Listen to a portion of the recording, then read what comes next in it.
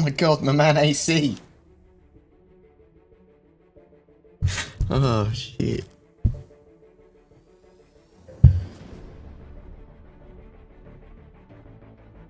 Got the emotes. Throwing down those emotes. Pick shade, mate.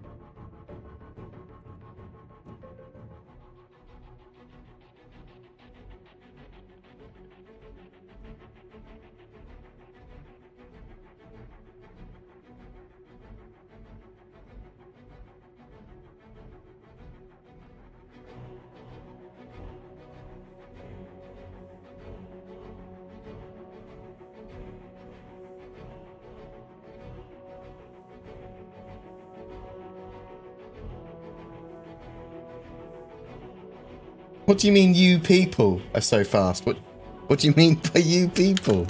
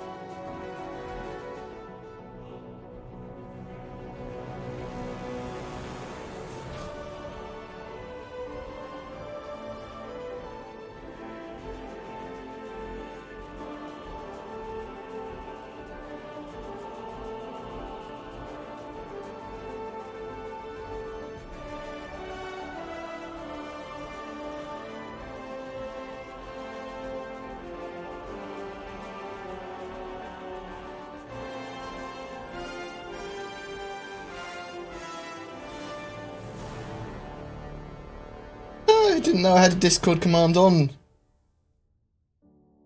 Thanks, AC.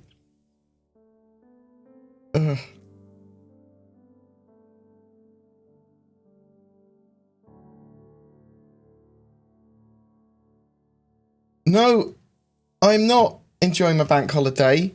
It's the same as any other day to me. Okay? If actually I have less focus and probably more to do. That's the issue I have. Like, I make videos every day. Not like I quite enjoy doing that, admittedly. I love the focus. It keeps me sane. But like bank holiday means I gotta probably do more. I don't know. It's hard to know what to do for a Monday. I'll probably just do a stream and then maybe my FAQ or see if there's any extra news or whatever. If anyone wants to ask a question during the live stream, question in brackets will help me pick it out, although I do go through all the chat as best I can. And yeah, and I'll try and pick up people's questions. It can be about Star Citizen, which is probably my specialist subject, but it can be about me, it can be about mental health, it can be about why do I look like an attractive potato. There can be any question you want, and I'll try to answer if I feel appropriate, or, you know, I feel I can add something. Also, I do an FAQ series, which I'm doing weekly now. If people have got questions for that, please feel free to share them. Those will be very, very helpful. Today, I did want to highlight a couple of things at some point. We can talk, or at least I think we should highlight them. We can talk about the settlement talks that Crytek and Star Citizen have been going through, or CIG have been going through. We only have an indicator of that from the, was it extension for time? What was the name of the thing? Crytek's ex parte application for extension of time in regards to replying to the bond order. So very, very quickly, CIG have said, we want Crytek to put up a bond of $2.2 million so that they can prove that if they lose the lawsuit, and there is a high probability that they could, or at least it's possible, we want them to prove that they can pay our legal fees. And Crytek have yet to reply to that, and they've asked for an extension on the reply to that because they are apparently in talks with CIG about a settlement. And we can talk more about that in a bit. What was the other thing I wanted to talk about? 3.5.1. Star Citizen now for 3.5. Buggy as hell. It's taken away from the gameplay experience that 3.4 had, and even the 3.5 PTU had, damaging some stuff. It's added a load of cool stuff as well. It's alpha. That's the sort of nature of the alpha. However, it's annoying from gameplay terms, from longer term gameplay. If I want to sit down and play for a few hours, 3.4 was a lot better for that. 3.5, very good for tourist attractions, very good for showing tech off and getting stuff into the game, but it's sort of like broken some major loops and some of the core of the game. Now, a lot of it probably very easily solvable. Probably going to get that with a 3.5.1 patch in the very near future, potentially this week. Well, at least I would expect it to go to wider PTU this week. 3.5.1 is currently with the Evocati, and we know that there's quality of life fixes in there. We know that there's the 300 series variants in there as well. We know that they've been working on a new customization system, and there's lots of other stuff which you probably can read about in leaked patch notes, which I am unable to talk about. I'm an Evocati member. I cannot... Thanks for the great content. Thank you very much, Zelenoid. Thanks. I got your name sort of right on the second attempt. So yeah, there's I can't talk about Evocati patches, specific contents of that patch that is not publicly disclosed, which is annoying because I'm a Star Citizen channel. I do want to cover Star Citizen at all stages. I will try and poke CIG to see if there is a way around some of the reporting on that. Although I haven't really asked them much about it other than, well, I've previously asked maybe I should get rid of my Evocati because then I can just cover the leaks. But we'll see. What do people think? Would people prefer me to be an Evocati member? Because I suppose it does give me some foreknowledge and I can actually play in Star Citizen and have greater knowledge of what I'm talking about, especially when it switches over to wider PTU, then I've got all that knowledge there, I've got lots of plans there. Or would they prefer me to cover the leaks and not be an Evocati member? What do people think? What do you think? Or don't you care? You're like, meh, don't really care. I can always watch the leaks on someone else's channel and just stay with you for the quality news board. Pew pew pew! Something like that, you know. I'll make up my own narrative there. Right, what we got? Lots of I'm doing very well, Sinister Sinner. Thank you very much. Okay, so I've been actually quite ill for the last month or so. I don't like talking about it when I don't know if it's just me being a hypochondriac or not. But I've been pretty rough. A mixture of like depression, anxiety, and worries, just like chest pains and pains around my body and stuff. And I was like, oh fuck, I'm dying. But over the last few days, felt a lot better. Like, I've been eating significantly better, I've been exercising loads, I've been getting out in the side, that sort of stuff. It's, yeah, generally healthier lifestyle, or at least slightly. I've lost quite a lot of weight, over a stone in the last 3 weeks. But that's just because I've been stopping eating shit, I think. I love food so much. Yeah, so I'm going to be streaming. Okay, so the plan is that I'm getting someone to work with me full time, and then I want to be streaming at least 4 days a week in addition to the normal content I do. I say normal content I do. I'm hoping to improve that content significantly with some significantly better editing and better B-roll and that sort of stuff, and gameplay as well. So I want to be able to do full gameplay loops of each of the missions and sort of like archive Star Citizen at its different stages, and hopefully be entertaining while doing that. I think I'm entertaining man.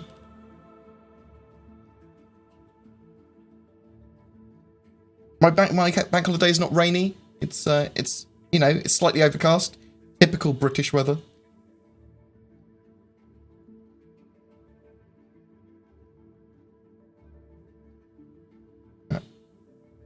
Is that Swedish that you are speaking?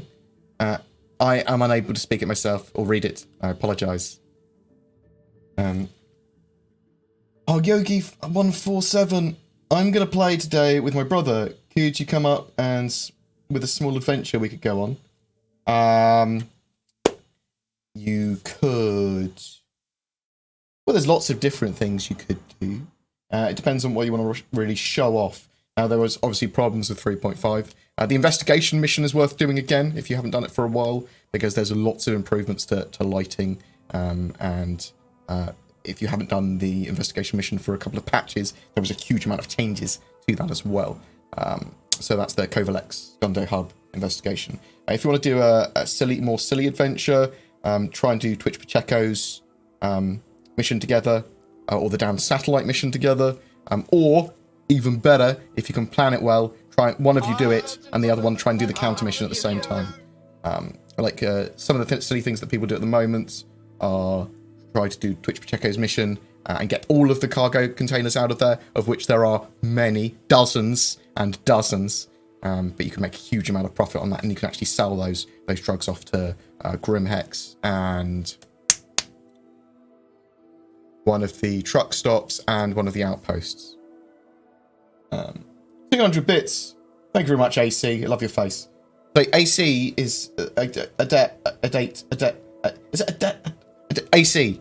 It's just, yeah, you've been a champion of people since last stream, chucking money at me. I don't know what to say. Thank you. It's always a weird sort of like viewer, BoredGamer kind of interaction of, I want you to give me money, but I feel slightly guilty about it, and it makes me smirk and smug. Thank you. Very much appreciated. Have you seen AMD's new CPUs? Yes, they look fucking amazing, Harv. I was watching Linus's video on them just saying he needs to buy stock in AMD. So, yeah. AMD look like they're producing some pretty cool shit. Hopefully that will inspire Intel to actually release something more than a refresh. With recent demo of Caves, do you believe that the tech is being used exclusively for the persistent universe? Oh, okay. So, I suspect the cave tech will be used potentially in episode 2 and 3 of Squadron 42 episode 1. Squadron 42 episode 2 and episode 3 is what I mean. It's likely that most of the stuff in the persistent universe is going to be largely procedurally generated. Yeah? And then they procedurally assist that. They do a load of stuff by hand. They do the hero zones and stuff by land, and they maybe move things around, and they get all that tech really good. But it is more procedurally assisted. It's more procedurally generated, shall we say, than Squadron 42 will be. And what I mean by that is that Squadron 42 is going heavily into environmental sort of like storytelling, narrative, cinematics. It's going to be a lot more detailed when it comes to hands-on with devs.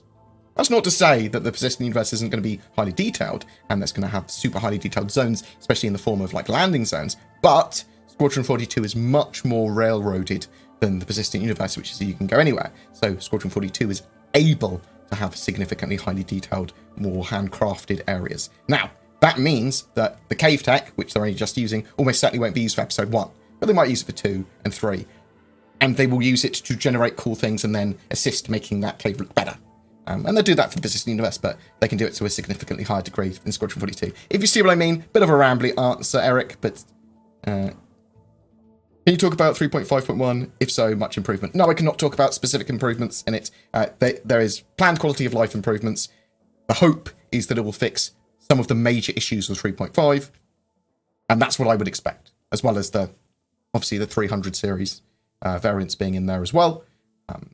Potential for there to be a customization system at the same time. So they've been building a new customization system for the website and potentially in-game as well, that allows you to change the paint and loadout and internals of a ship. So like the steering wheel and the chair and paint jobs inside of the 300 series is what they've shown in a recent ATV. Inside Star Citizen is what they call ATV now. And that's expected to come out potentially at the same time as 3.5.1, but in the very near future, whatever, within weeks, if not this week, sort of stuff. Having your donation go in dollars, you traitor. It's the universal currency of how I get paid. YouTube pay me in dollars. Affiliates like Shadow and Nord pay me in dollars. Things like that. So it's all paid in dollars. So I just put it in dollars. Okay, I'm sorry. Over 40% of my audience is USA, mate. The 3.5.1 is even worse. No, it should be significantly better. It is more of a quality of life update, but also adds some extra stuff as well. Not looking forward to spending 1.6k in November. Will they do war bonds for ships like the Merchantman? Because on Star Citizen Tools it says $350, but I'm not sure if that's the war bond price. That would have been the last price it was at, rather than a war bond price. However, the Bounty Merchantman might go up as soon as they start to work on it a bit more. So bear that in mind. Why are you spending $1,600 in November? That's a lot of money, Eli. You can get all their ships in game eventually. Bear that in mind. And also, if you have all the ships, like, what do you want to... You probably want to work towards some of those in game, in my opinion. I mean, do what you want if it's your money and everything. If it's your money, please don't steal to sort of like have the habit of Star Citizen ship buying. Yeah, that's it. So Star Citizen Tools, the other way to see how the current prices of ships is to go to the upgrades page. So go to the upgrades page here. You can see my ships. If you untick my ships, you can see all the current values on the left of all of the ships, all the way up to the address P. So you want to see how much the Merchantman is. It should be 350 at the moment. It's still 350. We can see the Carrack went up to 400.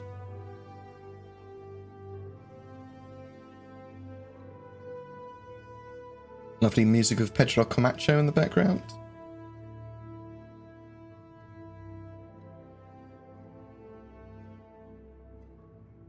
Stick with incontinence, what? The avocado, that's what most people are saying. Okay.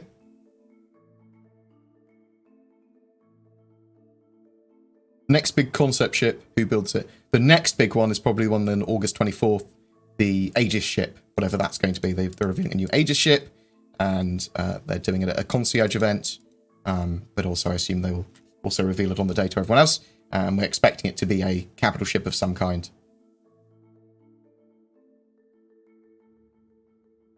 I've always wondered what ships have you got in your fleet? Oh, there's lots. I've got multiple accounts as well that I've got set up for various reasons. Lots. Not so many combat ones though.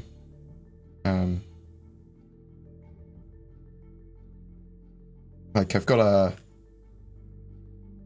loads of industrial ships. So I've got a Javelin. It's the biggest ship in the game.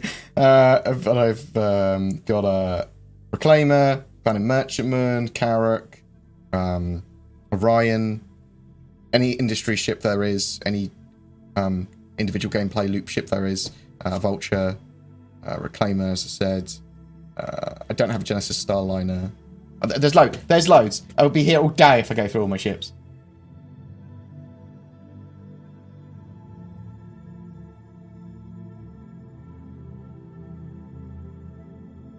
Hi Board, loving your work. In your opinion, will there be a way to make money in-game with the A90 Jump in its current state? When we'll be able to give money in-game? In its current state, so if you mean when we get it in 3.6, you'll be able to do cargo with it, and you'll be able to do mission running with it, and you'll probably be able to do reasonable amounts of combat with it pretty well. So yeah, beyond that, in like the full release, it's going to be a great multi-role, multi-mission ship. I'm hoping that we have specific VIP transport gameplay, so there'll be VIPs, diplomats and stuff that will want to have somewhere like an 890 Jump to be transported in, maybe like similar to like the Genesis Starliners gameplay, but for very, very specific high-paying people. That would be cool if you can do something like that. Obviously that's going to be great for an organization or a party ship, but I do think very good for not just touring the universe, but also just general multi-role stuff. It's a large ship. It's going to allow you to do a lot of cool stuff, from a little bit of exploration, a little bit of general combat, a little bit of just traveling, cargo hauling, lots of things. It might not be particularly great at any of those compared to like a character exploration or whatever, but it is going to be pretty high tier ship. I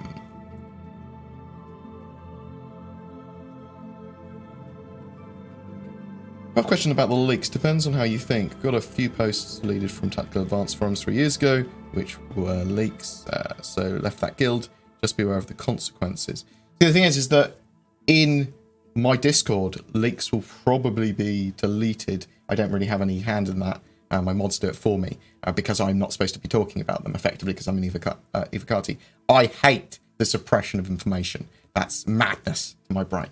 So I understand why there's an NDA on the Evocati stuff. I understand why they want Evocati members for like high quality volunteer QA people. I understand that. So I'm juxtaposed in my brain.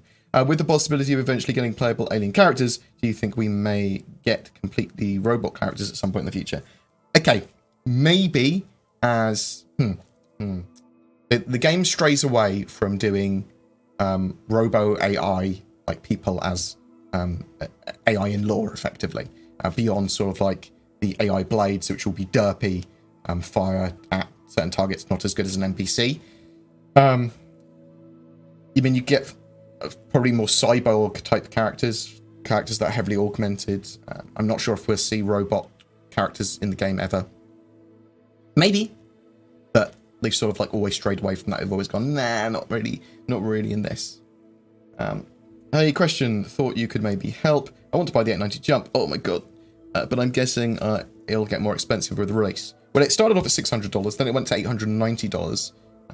Will there be an event before 3.6 or concept price buys? I don't know. Well, there's an Origin event that's going to happen soon. I would expect the 890 Jump to be on sale with that Origin event, and that will probably potentially be this week or next week with the release of 3.5.1. I'm expecting sort of like the new variants for the 300 series are there, so they're just doing this Origin celebration event, which I also assume is a sale. So I think $890 is still hugely overpriced for the 890, in my opinion. But I suppose that's one of the appeals of it. It sells itself on exclusivity, and elitism. But it's up to you, man. I would buy it in game. I would spend that money on better PC or whatever. But I mean, if it's your money, you've got spared disposable income, and you've got your heart set on it, and it makes you happy. Fucking who am I to stop you? Last night I lost 130k in a cargo glitch, finding it hard to get back on to date. I know the feeling, man. It's heart destroying when you've been grinding something like that, and you're like, oh cool, I've got it all, oh, and I've lost it all. I've lost it all because the server crashed. Like, oh, thanks. I'm hoping that soon we have better systems for insurance, for custom items on ships and custom loadouts, and cargo. And reclaiming. So if they get all those systems a little bit, even if they're more placeholdery, just for the short term, while we don't have proper progression and we do have crashes, I think that might make the game a lot better. How do you feel about all the people crying about CIG wasting time with cave tech? I mean, there's only a couple of people working on that cave tech, and it's a huge amount of content for planets. They have, so out of their 550 employees, I've sent a message to CIG asking for, do I have the questions written down? Breakdowns of employees at CIG. So I want to know how many people are devs, how many people are janitors, how many people are on the lighting team, blah, blah, blah, blah, blah. So I've got a nice breakdown of that. So I can talk about this stuff in a bit more detail, because of the 550-ish employees at CIG, I suspect, well, maybe 400 of them work on the game. You see what I mean? The rest of them are like, could be marketing, could be management staff, could be janitors, whatever. And then someone wanted to know the team dedicated to Squadron 42 as opposed to team dedicated on Persistent Universe stuff, and what sort of crossover is there. So these are sort of questions I will be asking CIG. But Cave Tech, I don't think they're wasting time on that stuff at all. I don't understand why people say they're wasting time on it. Like, a lot of the questions, or a lot of things I see on other people's threads and angry people are, just make the game. oh, stop making shit, stop making this, stop doing this, oh, feature creep, whatever, without saying, well, they are making the game. They still need to make ships, and that doesn't slow the rest of the stuff down. The big feature creep has already come and gone. It's the procedural planets. Boom. That added a couple of years to the project, admittedly. They had problems in the past with the FPS module and the Ender's Game style module, and they miscommunicated or mismanaged how they worked with their third-party studio. I believe it was Ilphonic, and there were some issues there, and that caused another probably year onto the project development time. There's been some fucking awful things that have happened in this project, which can be seen as terrible inefficiencies. But now they're starting to actually provide a lot of stuff, and I don't see how anyone can say that, honestly, that they're wasting time with cave tech. Like, that's a huge amount of gameplay. There's a couple of people working on it. Yeah, they do talk to other teams, but when they get the teams to work on those caves with them, that's lighting for general enclosed areas and other things that they'll be using for the game as well. So they get like bioluminescent lights and stuff. Well, we know there's bioluminescence through the Vandal, and it's stuff and tech that they can push through the other parts of the game as well. Like, they're iterating rapidly on the game now. Obviously, the focus at the moment is Squadron 42. They're obviously still working on stuff like this. I suspect there's loads of other little projects going on in the background from like another half a dozen teams or something. Do I play daily? Not at the moment. Sometimes I'm on very regularly still, like 3 times a week, maybe 4 times a week playing to get B-roll or to mess around or to test something or to theorize something or whatever. But I'm not on as regularly as I was. That's mainly because I've been relatively rough recently, though. And 3.5 is not great for gameplay, as I said. It's sort of like broken a load of the gameplay loops. Great for tourism. Great for going, oh my god, this looks fucking pretty. Oh my god, look at Arc Corp. Oh, look at this mission. This is really good. This plays really well. However, the sort of like anything beyond that that's not planned gameplay that you've got sort of like sorted can bug out, can explode, can crash. There's lots of breaks in this sort of like gameplay loop chain at the moment. Hopefully 3.5.1 will solve a lot of those, and then 3.6 will solve a lot more. And this is partly to do with servers being taxed their limits, but it's also new flight model and broken missions and stuff like that. I use Streamlabs. You're streaming. Any ideas when or if Cloud Imperium plans to fix ship weapons, laser cannons, singes and sorts? They're not usable in the current state. Yes, they're all stuff that they're working on. Weapons, ship balance, all that sort of stuff will get constantly rebalanced, even with the minor patches. Or do you think we start to see alien life on these planets? Yes. We'll start to see it at some point. Obviously, they're going to have more and more plants and things. When we start to see alien creatures, I suspect we might see something like that at CitizenCon. The first sort of alien animals. They are going to be focusing more, though, almost certainly, on Squadron 42 stuff and general procedural tech that is not the animation of creatures, because they want to get that procedural tech done first before they start to work with AI pathfinding of non-humanoid characters. You see what I mean? They haven't got the AI down for NPCs properly yet, or ships properly yet. But they don't want to be working on new AI for planets roaming around when they've got 24-hour schedules on ever-changing planets with ever-changing procedural tech that they're going to keep on having to rewrite. So it's going to be a way off. I do think we could see that, though, in a more enclosed environment at CitizenCon, though. Give BoredGamer money. Thanks, Congo. Thanks, Congo. Much appreciated. He gets it. Oh my god. When will you join one of our ops board? I promise you I will. There's a couple of things. I was supposed to do an op on Saturday and Sunday. Game guys asked me to do an op with them. I was feeling so rough. Yesterday I was in bed and I was asked to do another op. But I'll be playing more this week. If you've got ops that you're doing, feel free to message me on the Discord. I will pencil people in and I actually say I'll be there, and I will fucking be there. I'm going to get involved more this week, get some more B-roll recorded. I'm going to be away on this weekend, though, at Comic-Con/UK Gaming Expo up in Thingamajig. Up that way. North. Up. No. Birmingham EC. That's where I'm going. Oh my god, Dino Pants. That was a lovely name. Love your effing face, you hot potato. Keep up the great content, mate. Well, thank you very much, Dino Face. Love, you are clearly a connoisseur of potatoes. You identify me as a sexy potato. Appreciated. Thanks so much. That's a bollock ton of money. I love your face. Thank you. And thank you very much for the host as well. But Dino Pants is more loved because he gave me $50. Mwah. Thanks very much. Appreciate it, mate. Will there be animal husbandry? Only if you research it in Civ. They haven't talked about animal husbandry.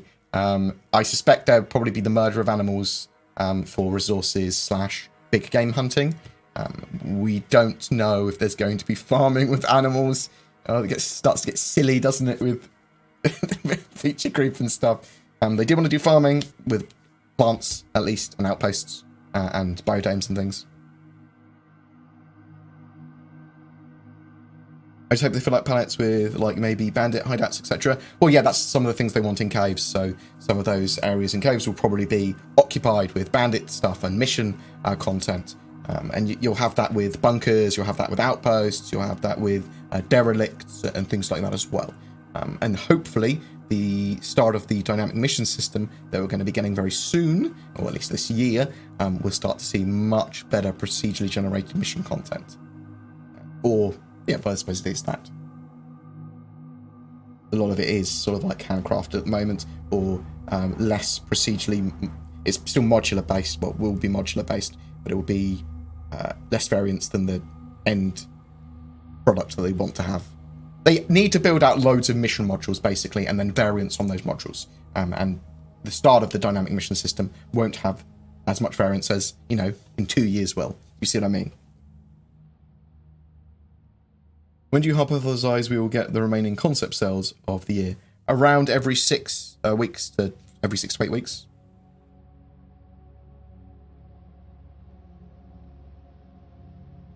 Have you heard about Intel hyperthreading issues? Are you talking about security issues with hyperthreading?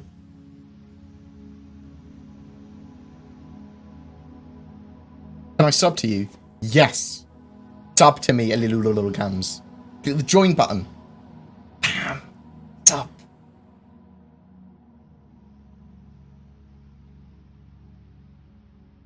Aztec, it is... So, in regards to Patreon, Subscribestar, Twitch, YouTube, donation, whatever, is whatever the person is most comfortable with. Quite literally, the only reason I have all the options in the fucking world is so that people can be more comfortable doing and giving however they want.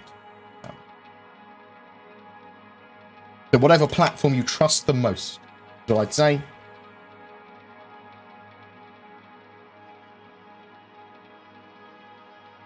Game idea. Try and answer a question before board and then see if you get the answer right once you answer it.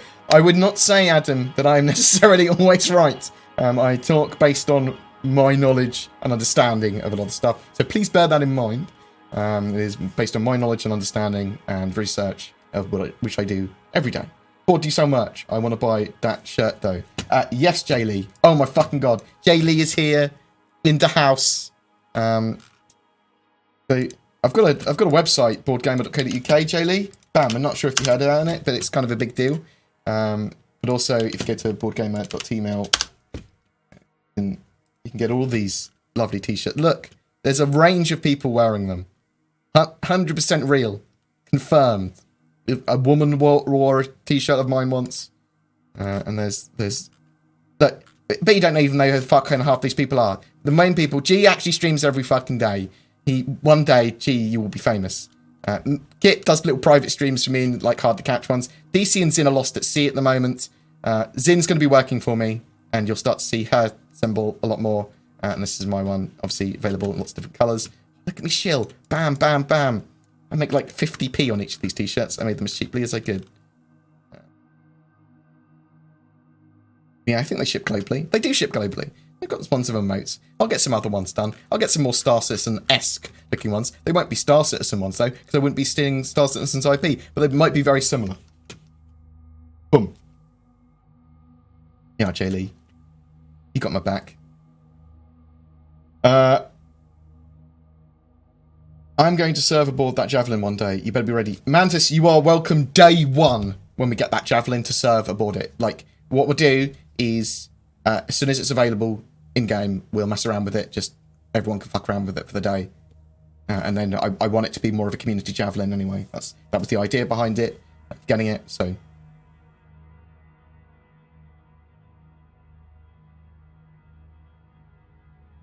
Do I really have to spend the $1,000 to get the character now? No, the character's not currently on sale.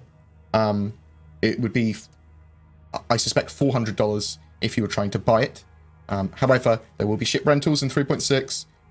There will be more ships to buy in 3.6 as well. The character's not going to be available until probably 3.8, so end of this year. So you can't get the character now anyway.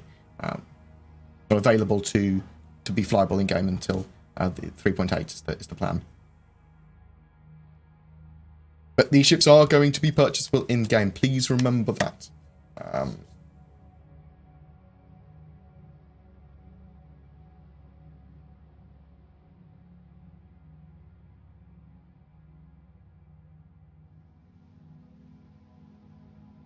Being like a lawnmower outside. Sorry, I was trying to work out what it was.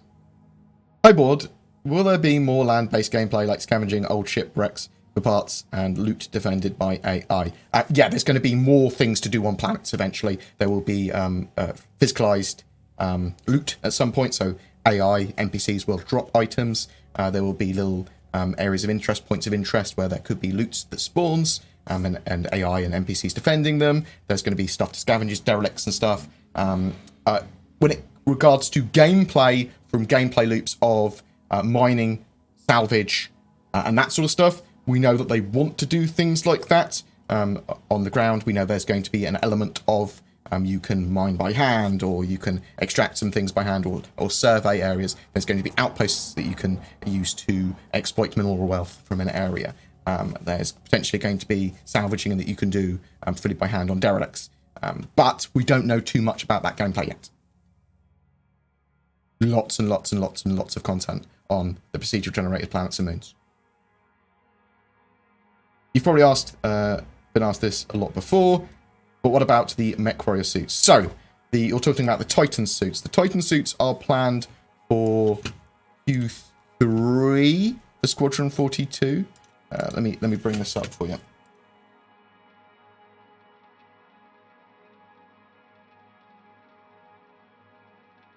Q3 to Q4. Might be Q4. Q3 or Q4. 1 second. Tricksy little hobbitses.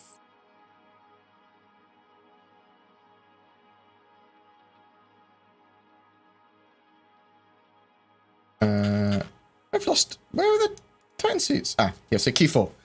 So the Titan suits are more like Iron Man suits rather than mech suits. They're not huge. You can see there's a dude in one, and they're sort of like about that size. Give you a couple of foot extra, so you'll be like an 8/9 foot tall monstrosity. And they look like they're carrying a size 1 or 2 weapon for like ship size. But this is the picture that everyone sees normally.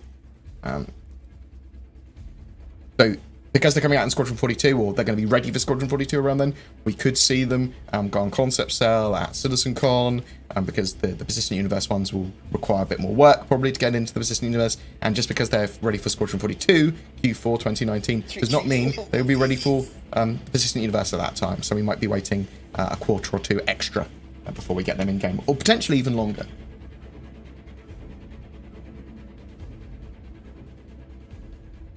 Oh, Windlord, thank you for gifting subs to people, especially Jay Lee. Look at Jay Lee being forced to sub. Benjamin Francis, thank you very much for the super chat. I hope we get. Hope I get her. Oh, blah, blah, blah, blah, blah, blah, blah. I hope I get a bounty contract to hunt you down one day in the verse. Great content as usual. When are we going to see the Pisces? I don't know. So we know that the Carrack's planned for 3.8. Character 3.8, and the Pisces is supposed to be a snub slash scout slash exploration focused craft that goes with the Carrack, that docks with it like the P-52 docks with the Constellation, is the expectation for that, or at least it's got a bay for it. Maybe not Parasite docks in the same way. But we don't know much about it. We don't know when it's going to be ready. Almost certainly not the 3.8 with the Carrack, though. Thank you very much for the huge amounts of bits. AC, I love you. He's going to work. He's doing the Frankers. Thank you. I love you. You're the best. Just chucks money at me and runs. Elfwin 42. Thank you very much for the cheer. That's a lot of bits as well. Oh my god. So bitty. Oh, AC, look. Look at more bits. Like, this is what content creators want. They just want your money. Okay? Let's not beat around the bush. Only cover Star Citizen because you throw too much money. No, it's a lie. Thank you very much. Much appreciated. You fucking legends. Thank you. Oh, see? Does make me feel better. Getting money. It's such a weird concept, taking money from your audience like that, isn't it? It works, obviously. It's just weird. Thanks. Thank you. Do you think that one of the new concept ships could be a ship that can track people through quantum? So they've previously talked about scanning down quantum signatures and working out where people have gone. So I do think that will be a thing in the future. And I think that e-warships or potentially ships with better scanners or something might be better at doing that or better at masking that and things like that. So yes, Hivemind, I do expect that there will be some quantum drive, quantum jump tracking in place for people that are trying to track people or whatever. That's going to be more than just mission based, more than just sort of like, oh, this is a scripted event. You scan this area and then it tells you to go here. I do suspect there will be some gameplay behind that eventually.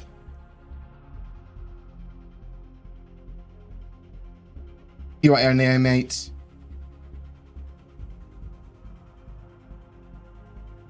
The moderators have come. Hide your insults. What do you mean? People can say pretty much what they want. I think I'm pretty open with people having their own opinions and stuff. Some guy said you can make your own companies in-game. Is this true? You can make your own organizations. That is true. And then beyond that, you can do sort of like what you want, is the idea. You can charge people for your services. So yeah, you can have your own company in that regard. That you can have a Genesis Starliner and have your own sort of like transport company. Yeah. But it's only a company in name. Like, you're making money and you're giving it sort of like, you're saying it's an entity that's a company. Do you see what I mean? There's a role play element, I suppose, there. But you can make money doing lots of different roles, and you can run an organization around that role and have lots of people working towards the same goal. So, in that regard, yes. Hey, Board, do you have any knowledge or speculation why Ben Lesnick isn't seen anymore? He's loved to miss. I actually think he is... he's got problems with his eyesight, major problems, which I think probably makes him unable to work. So he does have some hands in Star Citizen stuff, but he's not customer facing anymore. Which is a shame because I really liked him. What are the plans on melee combat? Is there going to be any going to be like good melee weapons or more of a focus on guns and ranged weaponry? Well, guns and ranged weaponry are good, you know, they're murdery. They're good at shooting people. There is close combat though. So there's going to be full-on close combat. For Q4, for Squadron 42, they've got plans with knives and takedowns, but also fisty punching. So there will be melee weapons. There will be punchy. Melee, I would expect, is more stealthy, more than anything else. Or if you're caught short and you can get close to someone, which will probably happen sometimes. But yeah, there's going to be melee. You know, I'd always prefer ranged, unless I'm stealthing for some reason.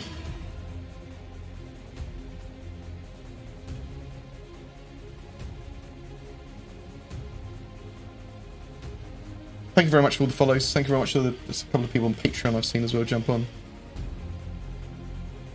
Don't take everything from me. We'll take everything we want from you, Jaylee. I love your face, by the way. Anyone remember what the Reclaimer at last went for? $400 is its last price. The guy on the ship the guy in the background turned off his ship. It's gonna despawn. Oh my god. Would you like to retract your statement that you believe that Pyro could be made in Q1? Did I say that Pyro is going to be made in Q1? I think that Crusader's going to be done Q1 now. I might have said that a long time ago. I still think that Pyro is going to probably be the first system they make, the next system they're going to make, and then I've talked about the chain that's going to go there. So maybe by Q3, Pyro. Obviously, there's been a respec towards Squadron 42. And obviously those delays happen. But I will retract my statement saying that Pyro could be made in Q1. That is very unobtainable now.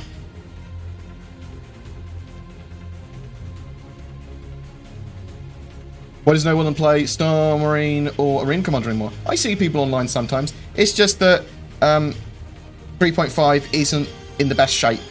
So people are largely waiting for 3.5.1, 3.6.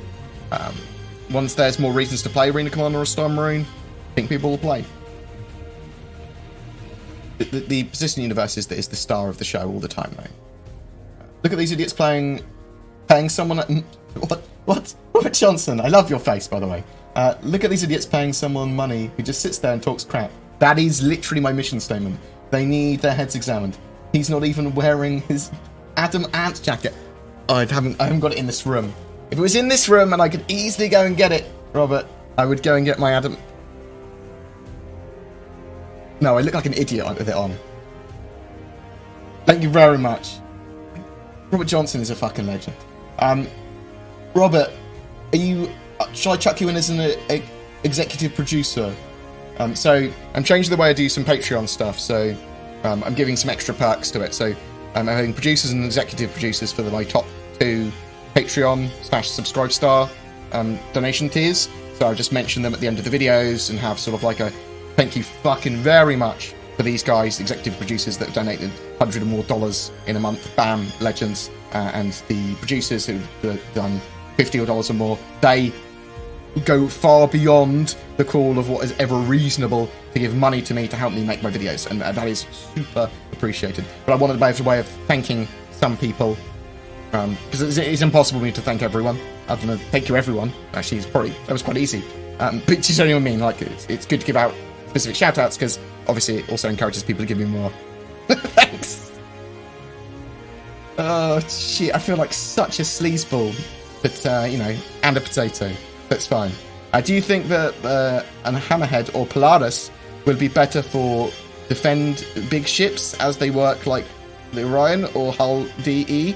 So, Hammerhead and Polaris, probably very good for escorting some of those larger ships, yes. The Hammerhead, incredibly defensive, going to be very good at holding back fighters, potentially holding back torpedoes and missiles, maybe. We'll have to wait and see. Fun chat, he ignores my questions. Yes, yeah, I do. What did he say? Has it got a question in it? I'm sorry if I ignore them. I'm quite a few minutes behind as well. What do I think the next concept of vehicle will be? Oh, good question. I don't know. So the next one would be end of June, July, maybe in July. I don't know.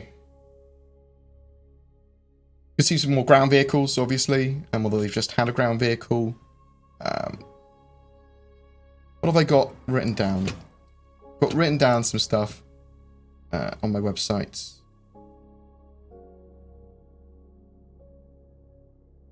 So obviously, for the ground gameplay, we need potentially stuff to fill in the void of salvage, repair, mining, that sort of stuff. We've got the Titan exosuits, but I do think they're going to hold them back for CitizenCon.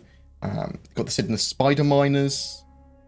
Got the loads of military ships for Squadron 42 and the UEE. And we could see an alien ship, like a Tavaran ship, Tavaran fighter. We could see more Asperia type ships. The conversions of alien ships, like the Vandal ships. I don't really know. There could be a mine layer. I don't have anything particularly on my radar that I think it could be. I mean, there's obviously lots of capital ships and corvettes. I'd love to see a drone corvette and ships for drone gameplay.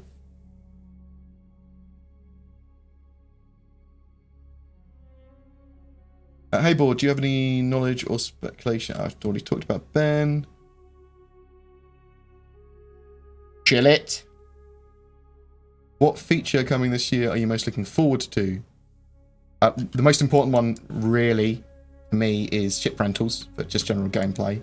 Physicalized local inventories, so no more magic bags of holding. That's hugely important for persistence and sort of like what the game's economy and all that sort of stuff. Salvage is incredibly exciting that they've got planned for. Is it 3.8 for salvage at the moment? It is 3.8 for salvage at the moment. That's incredibly important gameplay loop for salvage.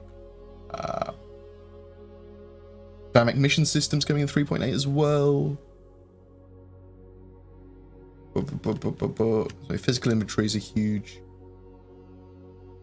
I mean, 3.6 has a load of stuff that I want, like the black market economy, ship rentals, the law system,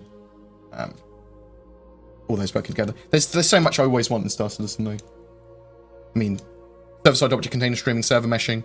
I mean, we might not get server meshing V0 this year, but we'll get loads of the stuff leading up to it.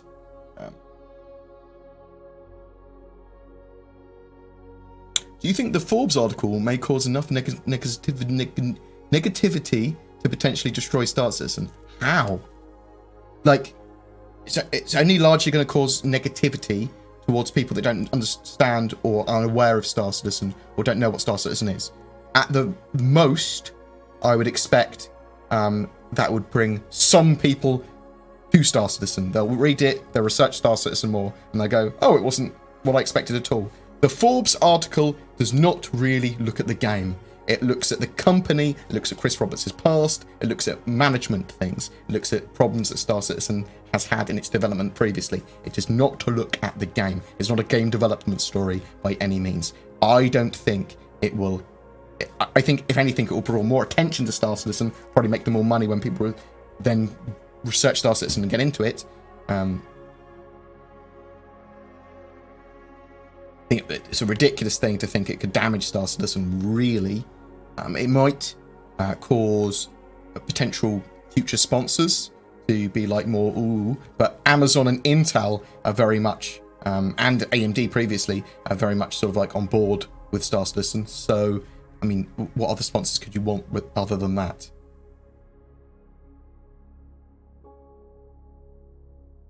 Community Javelin, can we have bunting and tombola on board, please? Yes, Flymo, I will make sure that we have bunting and a tombola, and we'll have the Brexit ship. Oh, God.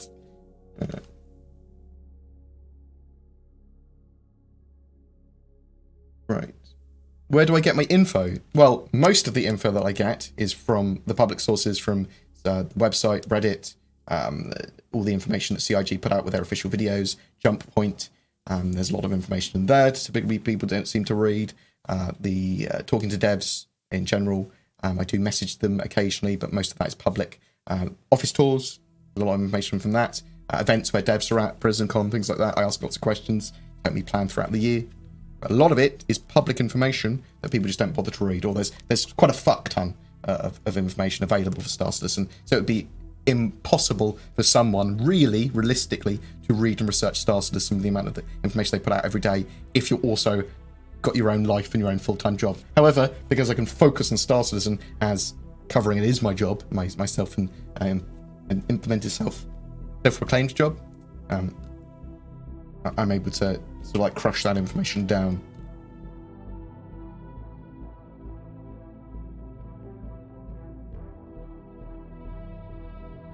What's the best weapon for the Arrow, Mantis, or Tiger? The funny thing is, Tan, is that...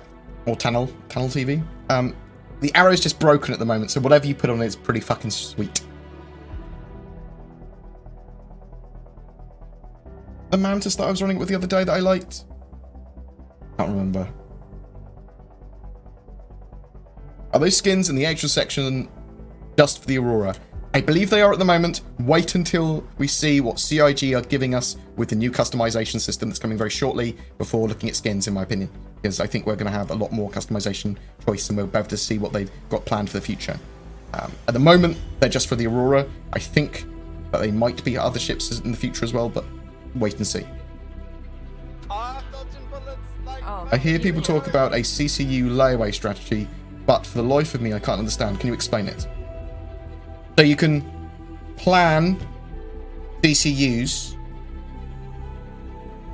based on when ships are going to be flyable, because the CCU, the ship that's going to then be flyable will typically increase in value. So when the Carrack comes out, probably won't be $400 anymore. It'll probably be like $500 or whatever. So if you had a CCU from an Aquila to a Carrack, then you still have that CCU even when it raises in price. And then when you apply that CCU, that ship is valued in the upgrade store as $500. It's not, if you melt it, it's worth whatever you paid for it.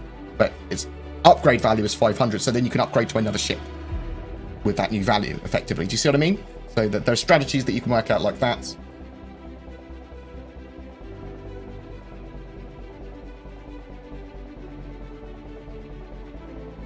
Where can you get the multi-tool from? I believe it is in Lawville's shop in the Workers' District. There's a general all-purpose shop there.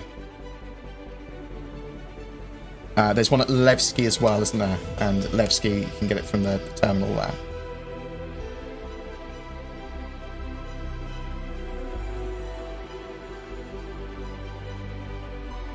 there. Do you think CIG will make some Star Citizen rock in the same way CCP did with songs like... Oh, yes, I would expect to see silly things like that in the future. Some Star Citizen-based music that's in-game lore music. Yes, I would expect to see that in the future. Thoughts on a ship like Dreadnought? Thoughts on a ship like the Dreadnought from the most recent Star Wars film Orbital Cannons or tracking bases, for example? There is the Redemption Super Dreadnought that's, I think, being built in Squadron 42 Episode 1 and will probably feature in Squadron 42 Episode 2. I think there's going to be a large range of capital ships. Probably, once the game is more finished, probably some larger ones as well. And yes, the Kingship is 3 kilometers long for the Vandal, so big ships. Which you like more, the 600i or the Connie? 600i, I think. I'd probably be more likely to use a Connie, though. I like the 600i more. Do you think, Bored, there will be the option in Squadron 42 to shoot Trejo in the face and defect to be a peon of Sato Khan, Trejo? No, I don't think there will. I suspect that their weapons will force you not to shoot teammates and allies. I suspect. Maybe? Oh, God. We know what's next month's ship rental for the subs is. I did know. I can't remember. I'm sorry. I'll have a look in a minute. It might come back to me.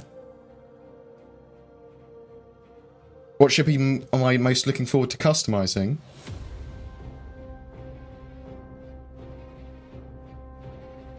I don't know. Vanguards, maybe?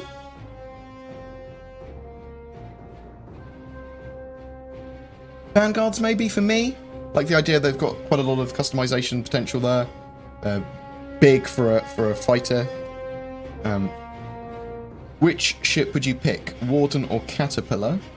I like both aspects, just wanted your opinion. I can't say at the moment, because I haven't seen the Warden rework, and, well, we haven't seen it in our hands anyway. And the Caterpillars, if the Caterpillars were just cargo ships, I wouldn't be interested. However, they're supposed to be super modular, and when we get the modules for them, they might be really, really interesting. So, you handsome little bugger. Yes, I am, thank you.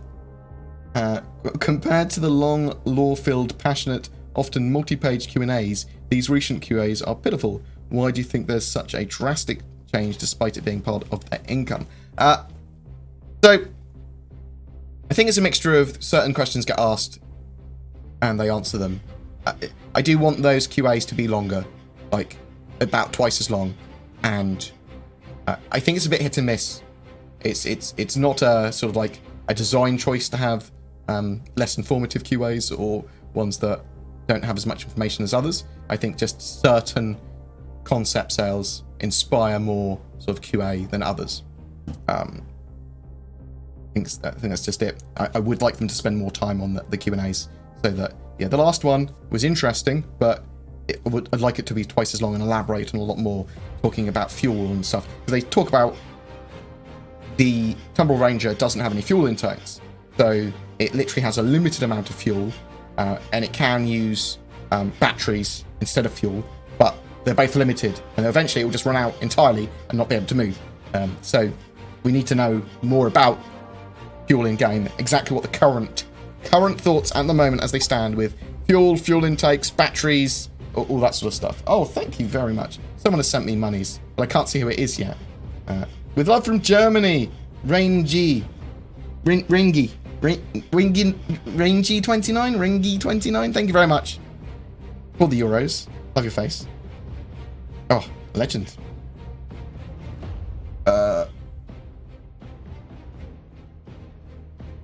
Hey Board, any news in the past few years about the Star Citizen app? The last I think we heard was a while ago. So Star Citizen app, you're talking about Spectrum and that sort of stuff being multi-platform, and some more Star Citizen control outside of the game. I'd expect that in the future, not anywhere in the short term. They need to get a load of game systems in first before they start to build stuff like that out. However, organization controls and deeper Spectrum support, and organization and party management, I do suspect we'll get in the nearer future, that you could probably use as an app.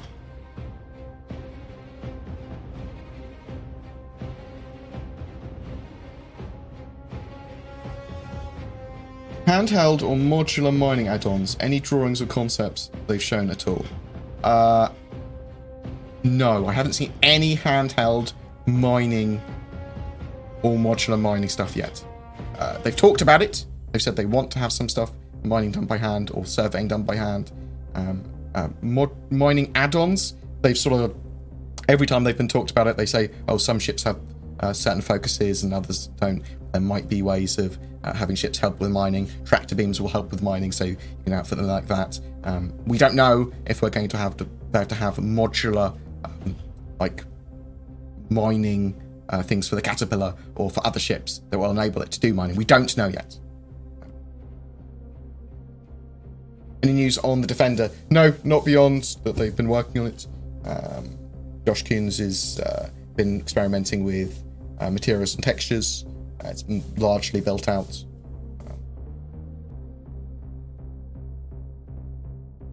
Think CIG would ever implement a contract system similar to EVE Online? I hope so. I hope that is one of the features of the contract system they have in game.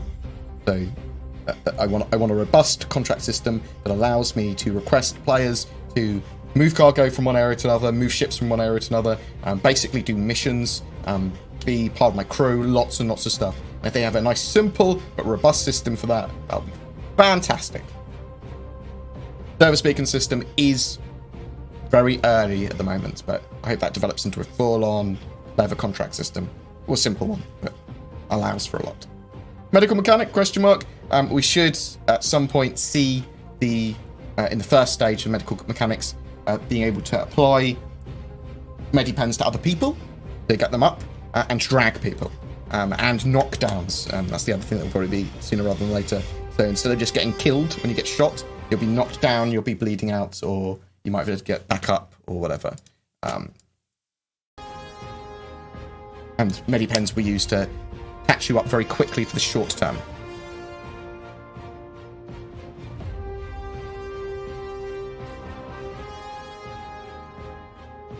What do you think the chances of eventually being able to change docking collar on the Connie to accept different subships are very unlikely. But I think in the future that ships will be more willing to have bays or ship-to-ship docking. So like a bay like the Polaris, like a bay like the, I believe the Carrack's going to have. That parasite docking, I love it. I think it looks cool, but I don't think it's great for the game. Like mechanically, I think it's harder for them to do.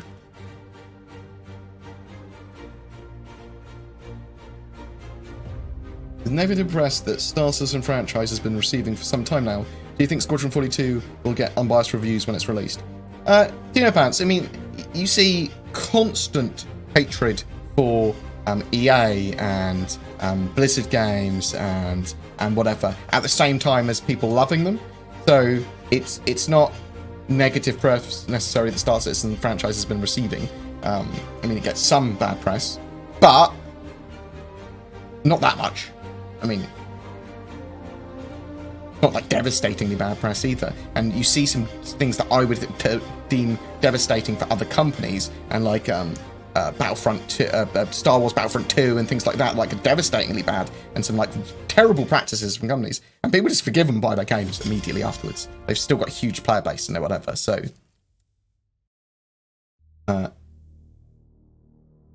I do think that Star Citizen will get a mixture of biased and unbiased reviews.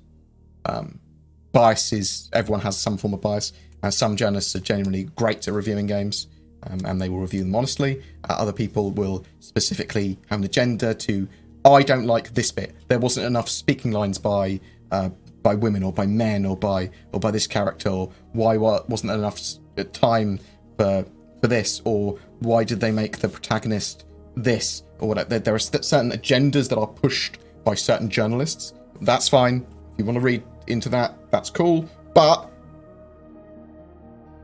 unbiased reviews are hard to come by, whether they're positive or negative. That's what I'm trying to say. There's different sites cover stuff in different ways. You'll get a mixture though.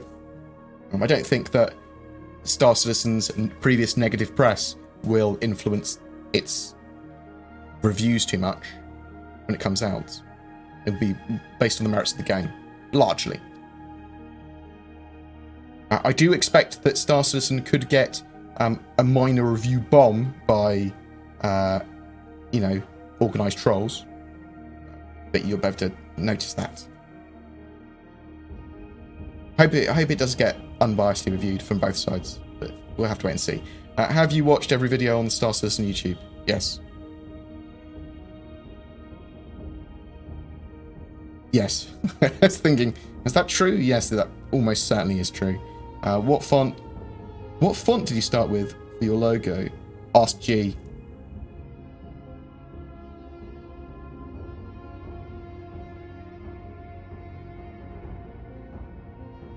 When the game is... Actually, maybe Zin knows. When the game is live and comes out, do you plan on continuing to cover Star Citizen news? Yes. I want to do Star Citizen news, Star Citizen patch notes, Star Citizen gameplay, Star Citizen guides. When the game has more content to it, that allows me to do more. When are we going to see wormholes? Don't know about wormholes. Jump points, however. We could see them starting from this year, like CitizenCon maybe. And next year, I suspect we'll see new systems and jump points to them. If I was able to add a feature that's not already announced, what would it be? A release date? Thanks, Every. When is Safety Boy coming back? He'll come back for sales and special occasions. It's your boy, Safety Boy! God. I might make him even more like YouTubers I hate. Like high energy. No, not hate's a strong word. More like the super high energy YouTubers that are like, yay, it's me, Safety Boy! Do you think bored there will be the option Squadron 42 to shoot? I've already talked about that. Do you think that there will be large-scale wars on org alliance battles in the future, or will people just be too spread out? Yeah. When they have server meshing and they have lots of people, if not everyone, in the same shard, yeah, they'll have org battles. You'll have large-scale wars. That's the plan. We don't know how large the largest battles can be yet, but they will be as big as they can be. With the new flight model, will landing capital-class ships on large planets still be possible, such as the Pioneer? Yes, on certain planets. However, it will certainly be possible to land on almost all planets. Getting back out of the atmosphere, that might be harder, depending on how burdened and laden your ship is, how its thrusters are. You will be able to use tractor beams from the SRV, things like that, to help pull ships out of atmosphere. And if they are too heavy, though. But it's going to be based on the planet's gravity, your weight, that sort of stuff. In the PU, do you think there will be driving progression metric if ship skins are also sold as microtransactions? In the persistent universe, what do you think will be driving progression if ships and skins are sold as microtransitory and transactionary items? People wanting to get those things in game without having to pay for them. But there'll be a lot of stuff driving the economy, from insurance costs to there needs to be risk reward. So when you die, you need to lose stuff. You need to be able to lose money. Otherwise, you have sort of like mass inflation. So they need to get a good balance there. The ship skins and things, we don't know to what extent microtransactions are going to be in the game. Obviously, they'll want to... Well, all they've said at the moment is they're going to have UEC, the in-game currency sold. They sell game packages. That's the main ways that they are going to be monetizing the game. We also know that they're doing voluntary subscriptions like they do now, and they might do ship sales in the future and stuff like that. They'll monetize the game as sensibly as possible. But at the moment, we need to work out exactly how the economy is going to work, how it's going to work out for risk reward, what is going to drive people. We don't want supermassive inflation, so we need people to lose things. We need them to spend things. We need fuel to be a cost. We need ammunition, repairs, all that sort of stuff to be a cost. Travel. Having heard that Jared is now kind of in charge of spending of the subscribers' money. Yeah, so he touches anything that's to do with the subscribers at all. So that's all the video content, basically. It will be the subscriber perks. It'll be jump point as well. It'll be all that sort of jazz. It'll be the flair. He's now got his community hat and subscriber hat. Good, bad. I think he's fantastically placed where he is now as in charge of that video content and subscriber perks. I think that is a perfect role for Jared. I think he'll do well there as well. Will in-game progress reset in 3.5.1? Don't know yet. Possibly. I'm looking for a new ship to upgrade my Aquila to, as if I'm honest, I'm getting a little bored with it. What do you think? I'm an all-rounder. Okay, so what I'd do, Sam, is I'd wait until 3.6 and see what ships are available for rent, and then try them all out. And then either just continue to rent, or buy stuff in-game, or then, if you then know because you've had a chance to play with the ship, then buy that one, or upgrade to that one. Best PvP ships, small to medium fights. Small fights, the Arrow. The Arrow's amazing at the moment.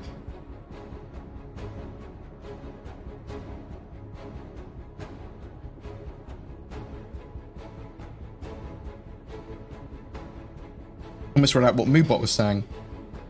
Any news on changes to Concierge? No, not yet. I'm assuming that... Does Lando have a hand in Concierge as well? I know it's not technically a subscriber, but a large percentage of Concierge are subscribers, so... I think that the Concierge are getting a new section on the website. They're updating all those perks as well.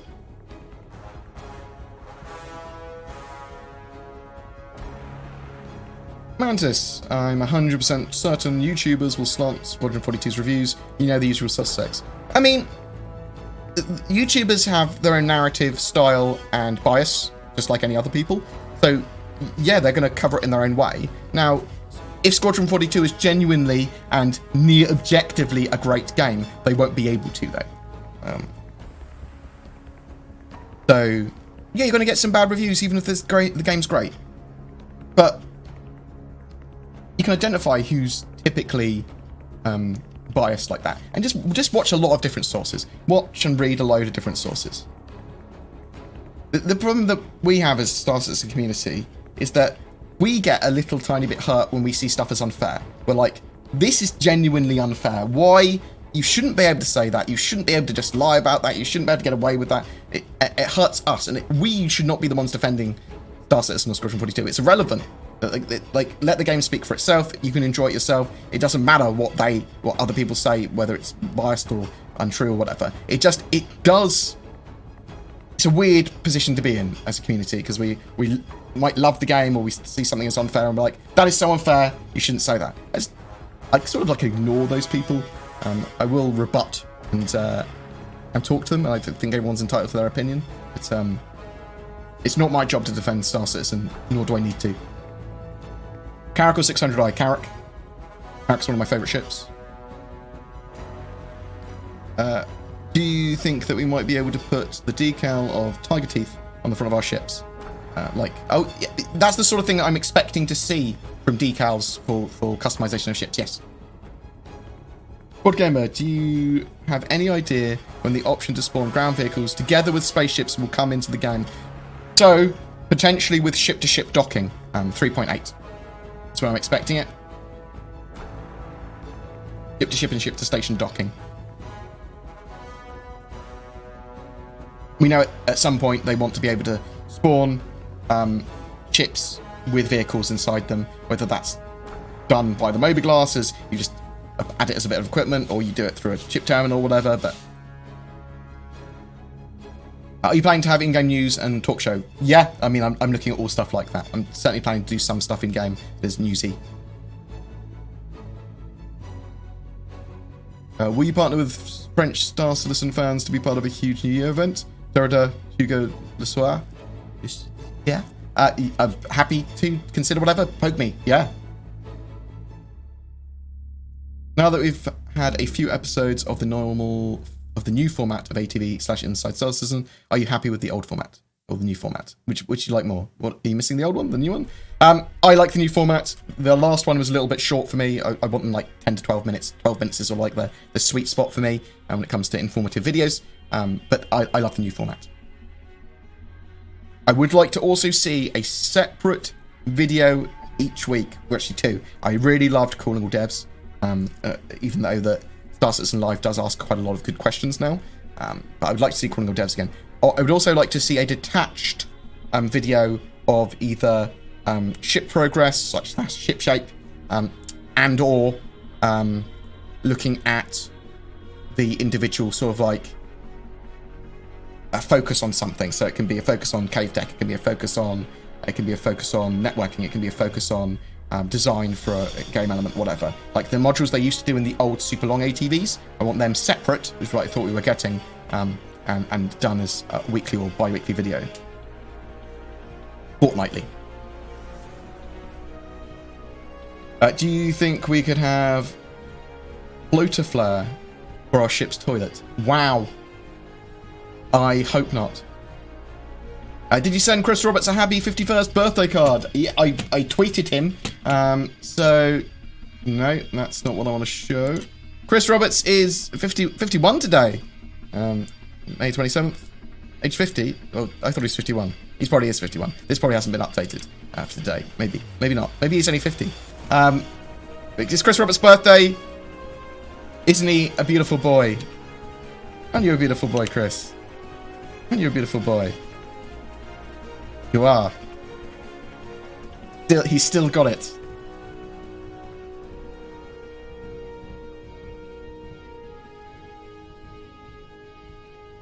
What's the worst bug you've run into Star Citizen right now? Pips, weapon convergence, general combat. There's a few. There's a few game-breaking ones. It's just the breaks in the general gameplay is the problem. Will we be able to make real money from the game like in EVE with escorting transports, etc.? Yes. You can sort of do that now. It's more sort of like player-to-player for the most part, but yes, eventually you'll be able to do that in a much more detail, much better. What are the odds ragdoll, player jump, and carry balls get pushed to 3.5.1 since they're done for 3.6? Oh, you mean get them earlier? No, I think we'll get them for 3.6. They need to content lock stuff and test stuff for a long time. Those sort of features will cause a lot of bugs, which need to be fixed in QA, then Eva Carty. Will there be a full economy, so fluctuations in the market? Yes, full dynamic economy, which will be affected by consumption, supply and demand, players, NPCs, the simulation, a full dynamic economy. There's lots of stuff going on with it being simulated with NPCs, but it is heavily affected. And then that economy system goes into the mission system, which then generates missions based on that, and missions then affect the economy. That's the plan anyway, and Tony Zerovic talked a lot about it in Citizen Con last year. I love you, Robert Johnson. You take care, mate. And that's probably like 10 minutes or so ago, wasn't it? Where's the largest ship you would consider suitable for solo exploration? Good question. I mean, you could run a Carrack. It's just 6-person ship, really. And then you could run NPCs in there. You can always use NPCs, NPC crew eventually. Single 315p. You've got the turtle, the terrapin.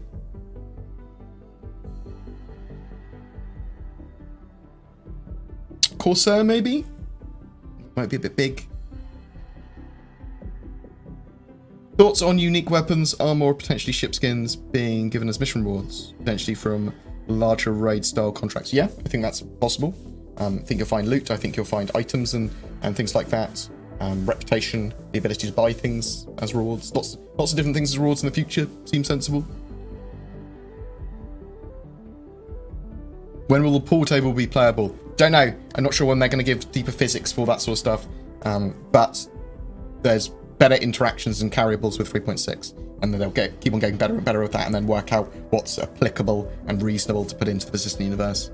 Do you think there'll be any sweet surprises, nice, unexpected features in 3.6? Yeah, quite possibly. I mean, we don't know to what extent the rentals are, new ships are, how the law and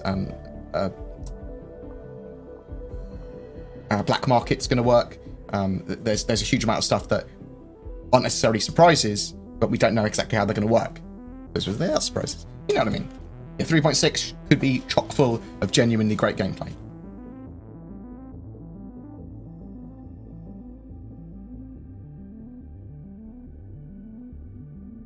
Want to make a job site for players where you can hire crew for dollars per hour. I mean, as long as it's not breaking terms of service with CIG stuff, then I think, yeah, fuck it, why not? What does this brown SoCal girl, what does this mean?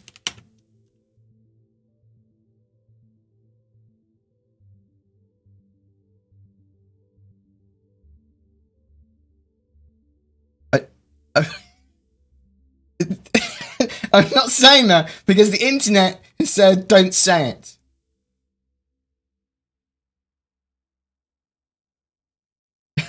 What?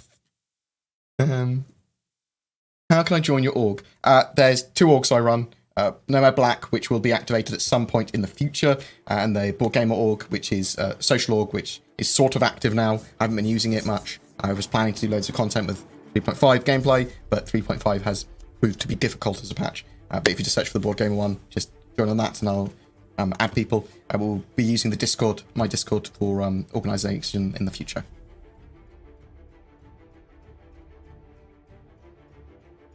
Thank you for your help, mate.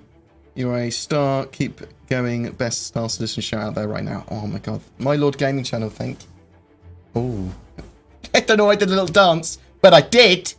I saw your video about the Vandal. I was wondering if you think it's possible we would see more of them in the persistent universe. Ships and inventory, at least part of the testing phase pre-release. I think we could see more updates to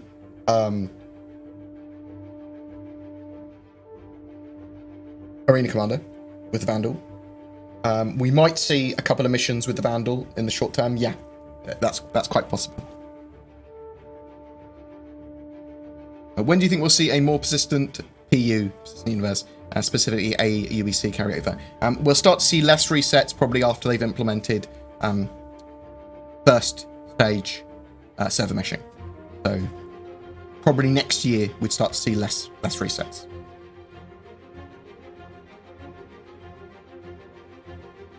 Eight or 9 ball pool? 9 ball? I think it's 9 ball.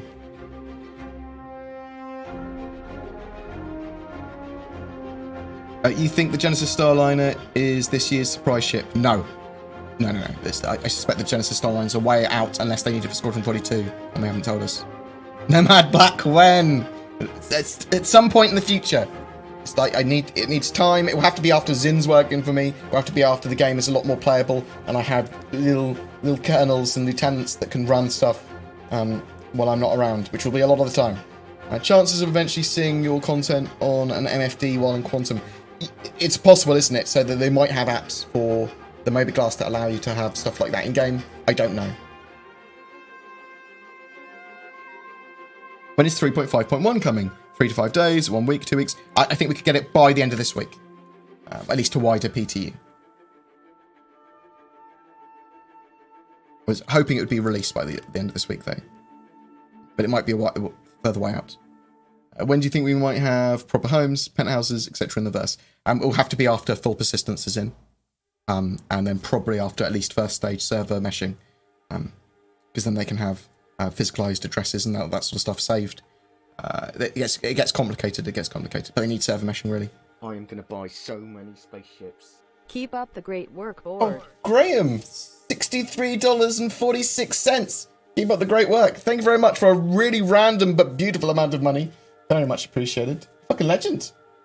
People that do donate over like $50 or whatever, if you want to be noted as a producer, and over $100 as executive producer for my videos for the next month, please tell me. Message me, poke me, because I will happily put your name on there as well. I'm trying to give some more little credits because it is genuinely appreciated. It's like, I love you.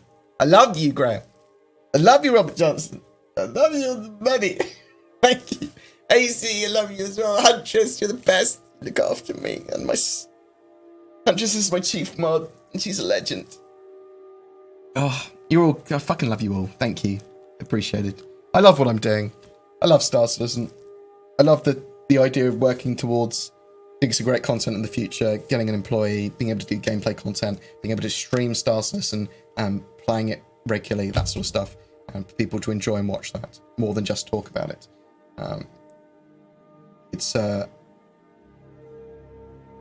I am very bad at being stable, so I would hate a normal job. The fact that I can do this, like log on and stream whenever I want or create content whenever I want. I mean, I don't mind working hard and long, but I need to be able to take a sleep, take a nap, have a coffee whenever I want, and that sort of stuff. It's awesome, and I get to look up, and I'm able to look after my parents, my dad, and my brother, and stuff like that as well at the moment. So that's good. I'm very blessed with what I've fallen into. So thank you very much, and people like you have made it possible. All of you watching, so thank you. Yeah. How would you like to seek them to? How would you like to see them replace $4 since it sucks? They will be replacing it almost certainly with the new large/medium size base stations when they finish building them out. Oh, do you think we should see Vandal come along and blow it up before they replace it? That would be cool. They actually showed that in a ages ago in an ATV. Well, I'll start getting attacked by a Vandal fleet. It was one of the German updates of how they were going to use the render-to-texture tech for streaming adverts. What are you most looking forward to coming across in caves? Gene Stealers, Facehuggers, Tomb Raiders? It's loot. I don't necessarily need aliens in caves. I'd like the idea of pirates and them being lootables from other humans in caves. So, pirate bases and things like that, I suppose. A cool little alien, sort of like relics, I suppose. It's been a while since we've heard about the side profession of farming, harvesting, and the endeavour. Has there been any information recently that I might just have missed? Yeah, so they've talked about harvestable entities spawning. This is going to be for minables around planets, but also potentially plant life and stuff that we'll be able to farm. Eventually, I suspect that will also evolve into spawning NPC aliens or whatever, and like animals. But they showed them picking some space fruit off Huston. Like, ooh, space orange. It was just like placeholder text, but we know that they can do that now. Huntress is kind of a big deal. What type of ship that we haven't seen yet would you most like to see a concept of? Drone corvette, lots of ground ships, medium-sized salvager.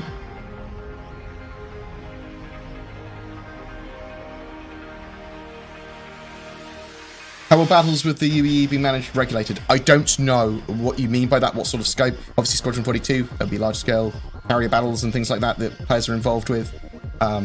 They are still working out in the persistent universe what role and how the UEE are going to be represented.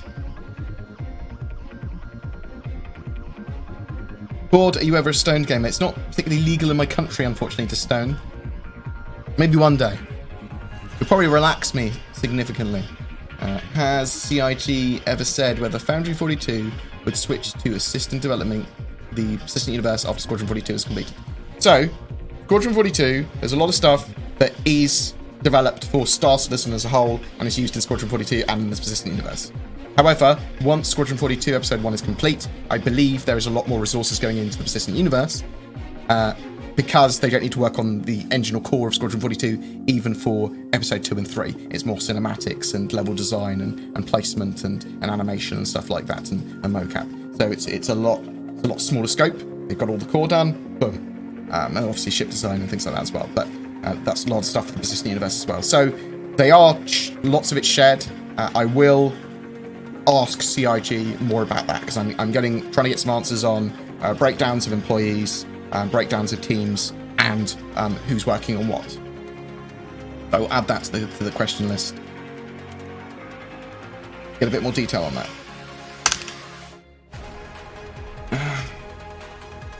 Did you ever play No Man's Sky since latest update? Yes, it's great.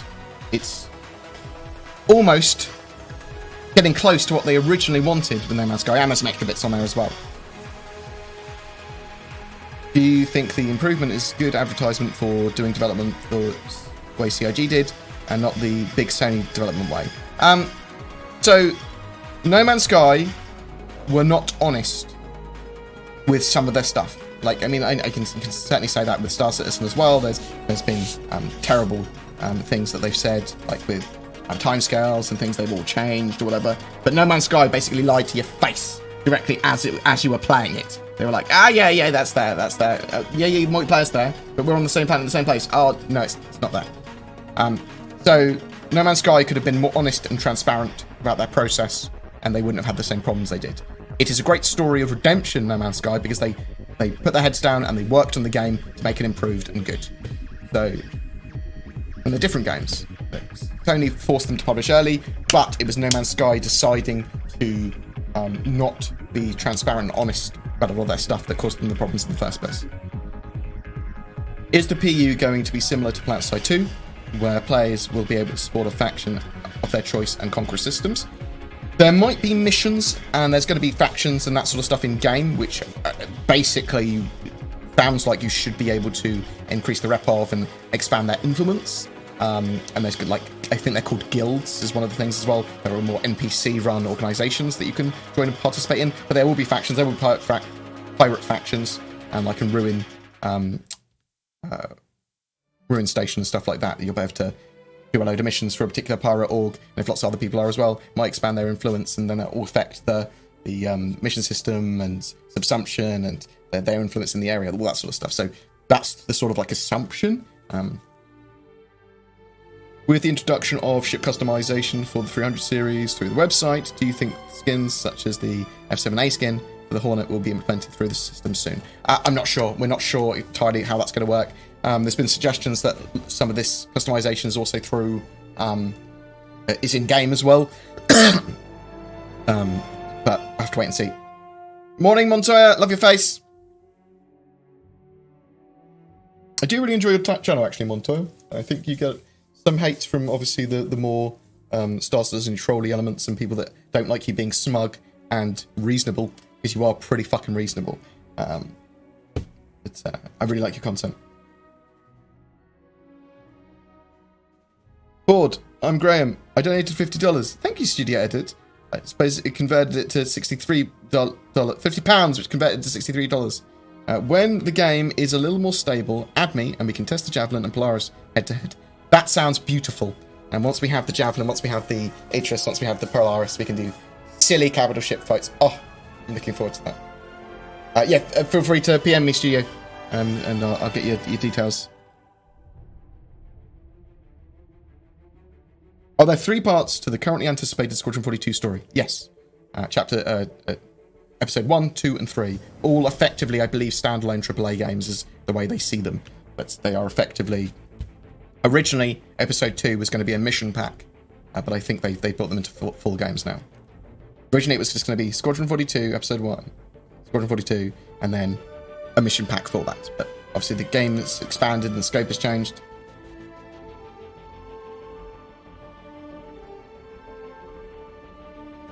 Hey, I love your face, Monster. You're beautiful. You're a beautiful man.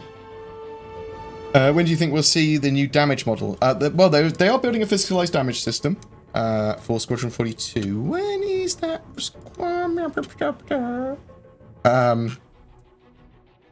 In Cortex? Bear with me. Yeah, so for Squadron 42 Q3 of this year, they've got the physical damage system planned. Now, physical damage and physicalized components are both incredibly important to Star Citizen. Physical components probably more so. This will have ships not have health pools anymore. This will have when a ship component is removed or damaged, it will degrade performance of that system and any other system that relies on it. They can be destroyed individually. They can be repaired. All that sort of stuff. It's really super important. And ships not having health pools, and actually those items being able to be destroyed and damaged, means that your ships will be disabled rather than destroyed. Physical damage with the physical damage system, that will have parts of the hull also conforming to those rules. So you can blow bits off ships. Things like that is the idea, I believe. So yeah, like an Idris or something, you could blow and a sell-off or whatever. You know what I mean? Or a bit of it off. I want to see exactly what they've got planned for the physical damage system, because it has to be sensible for Business Universe. The physical damage system for Squadron 42 can be a bit more cinematic. But in the shorter term, physicalized components is much more important for the Business Universe. Because physical damage, yeah, looks cool. They can do some cool stuff. They can have parts of the ship deforming, breaking, you're able to cut bits off a ship effectively. But it's the physicalized components that are the important thing. At least that's the way I understand it. They haven't talked too much about the physical damage system, really. They originally did, and then they changed everything and rewired everything, and they haven't really talked about that since.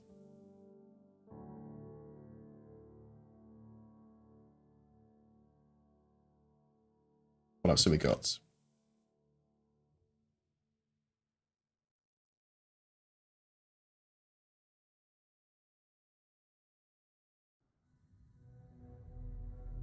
I'm down for cap ship battles all day, every day. Yes, you will indeed get them. I'm pretty excited for hover mode in the next patch. One thing that irks me, though, is how ships can just float in gravity in any position. Yeah, so I think we're going to start to get better stuff with HOV. When they tweak the flight model a bit better, that will work a bit better. And when we have fuel as a more finite resource, that'll also be better. But the flight model and all the hulls and all the ships need tweaking for it as well. But let's see what we get with the VTOL/hover mode with 3.6.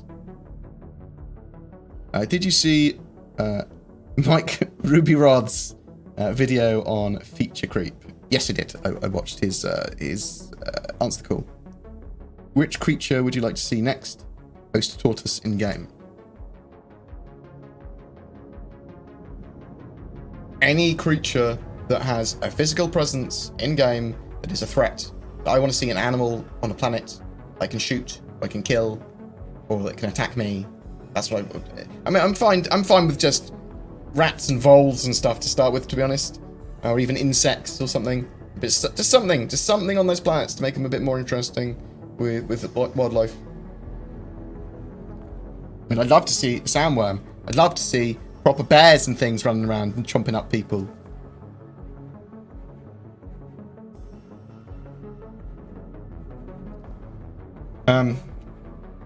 But let me talk about a couple of things. So, at the moment, there's some CIG with Crytek law case stuff going on. So it's been going on for a while. This is Crytek basically saying that CIG weren't licensed to have Squadron 42 and Star Citizen being made under the CryEngine.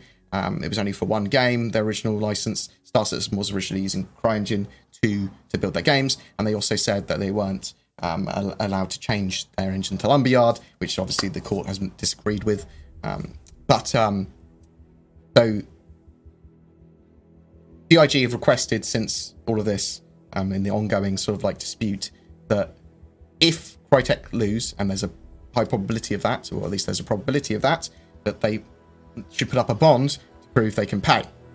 So there's a $2.2 million bond saying, which will be held until the end of the case, and then if Crytek were fully lost or whatever, that CIG could recuperate any legal costs from that. And there's Crytek was supposed to reply to that on the 28th, so tomorrow, but they've asked for an extension to be able to respond to that because they are in talks with CIG about a settlement.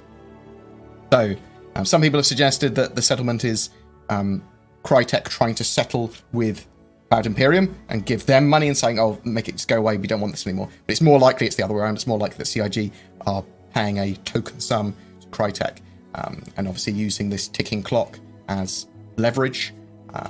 Like, obviously, Star Citizen don't want the case to go to discovery because it's burdensome for them. And even if Crytek are proven to be entirely false in any allegations, and they doesn't mean that CIG can get their legal costs paid for. It does, not necessarily, or even if they do, when. So it's leverage on both sides here.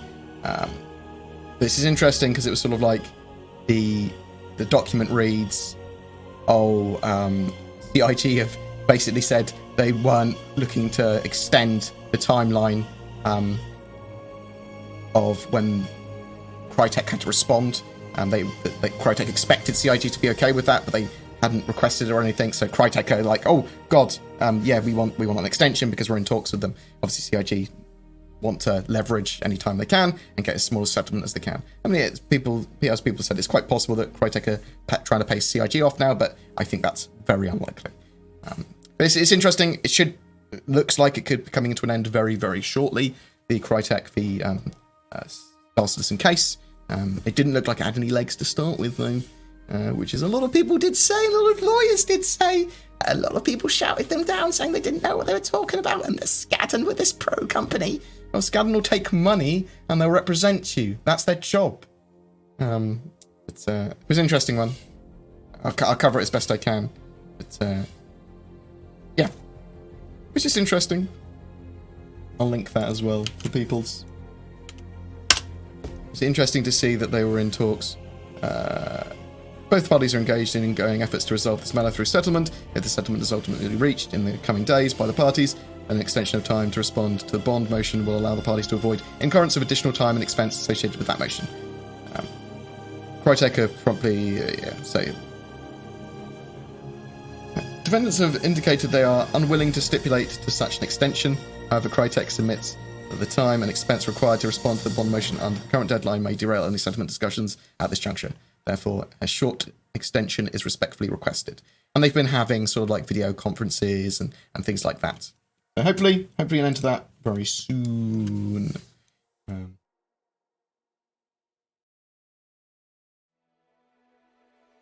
Crytek case has been a long headache and a waste of time and resources. Yes, for both sides. The only people that have won are the lawyers, unfortunately, which is always going to be the case in any form of legal dispute like that, which is a shame.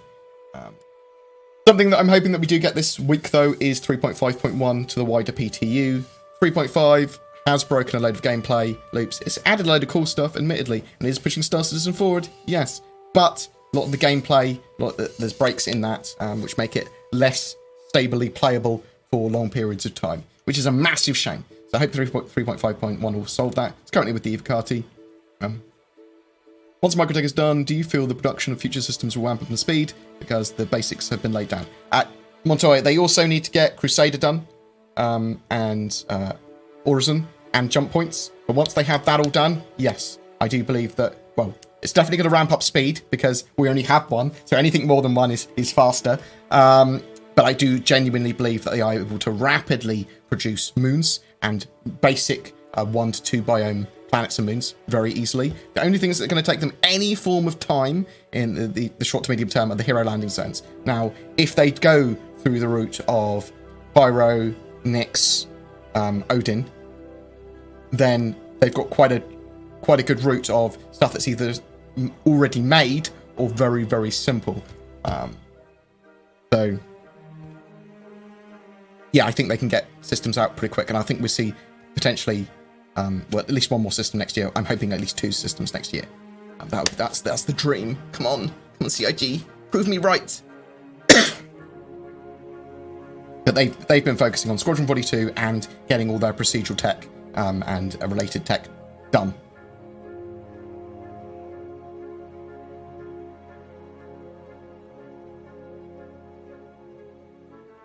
I didn't say you're the most attractive, Montoya. You are beautiful, though. I did law at university, but it's UK law and it's obviously massively different. I didn't specialise in anything like contract law or anything. So you can call them Star Citizen haters as much as you want, or white knights or trolls, whatever. Still part of the Star Citizen community. If you're involved in Star Citizen, you talk about Star Citizen, you're part of the community in some way. Any idea on timeline when we'll be able to insure our ships with the upgrades? Oh, so people have been saying that there might be some stuff with that in 3.5.1. Citation needed, unconfirmed. But I would expect that soon, whatever. Maybe 3.6, insure ship items properly, or at least better, deeper insurance for that. 9% of Star Citizen haters are diehard fans that can't stop playing Star Citizen. That's probably true. Or they've never played Star Citizen ever. The other one, isn't it? But, people have their opinions. People have their opinions and stuff. I just wish that journalists that reported on Star Citizen, even if it's Forbes, so the Forbes thing was more sort of like a business analysis of Chris Roberts' previous work and problems with the company, rather than anything to do with the game. I wish they had played Star Citizen first, before they had finished their article. Actually, I'm just assuming they didn't play Star Citizen, because they didn't talk about any of the gameplay, really. So, that's an assumption on my part. What support role are you most looking forward to? I don't know. Like, support role for me would be generating money from mining and that sort of stuff, so that I can support a fleet financially with repairs and stuff. Is there more of a shill in Star Citizen community than Montoya? I don't know. I mean, people could argue that I'm more of a shill. The funny thing is I think Montoya's pretty fucking reasonable, rather than a shill at all. He debunks things that he sees as unfair or ridiculous or that are troll, that are very sort of like anti-Star Citizen. That doesn't make him pro-Star Citizen. I mean, obviously he clearly likes the game, he's invested in the game, he wants the game to be good. He has an organisation, the largest organisation in-game. But pretty fair when he talks about it, and he talks quite reasonably. The only thing that I say that Montoya has a problem with is that people watching him will just see him as smug about things. It's because he's very confident. And it's like...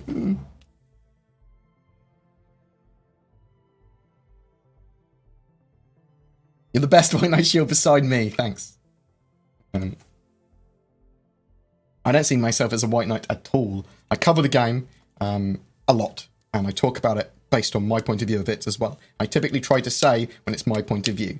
I'm obviously going to have a bias because I love the game. I'm a big Star Citizen fan.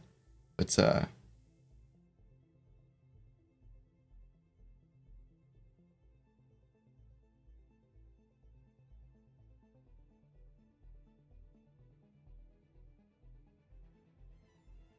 I'm very much looking forward to being able to play with people like Microd, Montoya, and like that very regularly in the future when we have a more stable, easily playable game, working on org ops, working on intrigue, working on the politics side. Like the politics and the economy side of the game, like in EVE, oh my god, that is... If I can get drunk at an event while talking about how we're controlling the world and what people want me to do, how people want me to push narratives in sort of like game, or I mean, I can put like little ads in videos. The thing, I am happy to advertise orgs and do propaganda for orgs in game in the future once we have a game that supports that properly, as long as people understand that that's what it is. I'm not gonna just like affect the game because people trust me. But what I want to do is have like ads and stuff in my videos, in my news videos, like the in-game, in lore ads about propaganda. Oh, that would be fucking cool. Why don't any of these Star Citizen naysayers have a sense of humour? And they do, a lot of them do. A A lot of them are quite aggressive or try and make you bite. I mean, that's true on both sides. And you see that on the more extreme fan side. They feel it's their duty to defend and just aggressively debunk. It's sort of like, you don't know what you're talking about sort of thing. Whereas you can ignore, or you can rationally disagree and then say, oh, well, we have varying viewpoints and you are not accepting my point of view as a point of view even. So that's fine. I'll accept yours as a point of view, and then I'll move away, understanding more about you, and you can still continue with your narrative. That's absolutely fine. People can make varying decisions. I don't need to defend it. It's all good. Forbes article, a Florida man said the game is unplayable.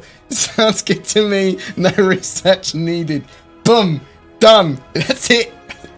The funny thing was, okay, so there's some journalistic things.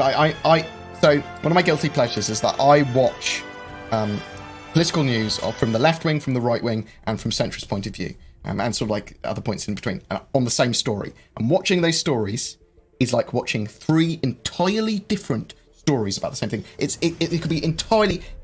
Some of them seem unrelated. They're exactly the same topic, exactly the same things happened, event or person or whatever that's being discussed, and it's so different, the news on those things, based on the points of view from the journalist or from the content creator covering it. It's so mad. Centrists I typically like because they try to cover all points of view and are very reasonable, which gets them in a lot of trouble because they're not playing to one side or another. I seem to see, but it's interesting to watch it from all points of view. However, some of the stuff in the Forbes article which irked me was like they interviewed 20 employees from ex-employees from CIG, okay? 20 ex-employees. The ex-employees to start with. That's probably going to make them a little bit more angry at CIG, if anything. And they talked about then two of them quoting, and they said, oh, the others, all of this together paints a picture of mismanagement.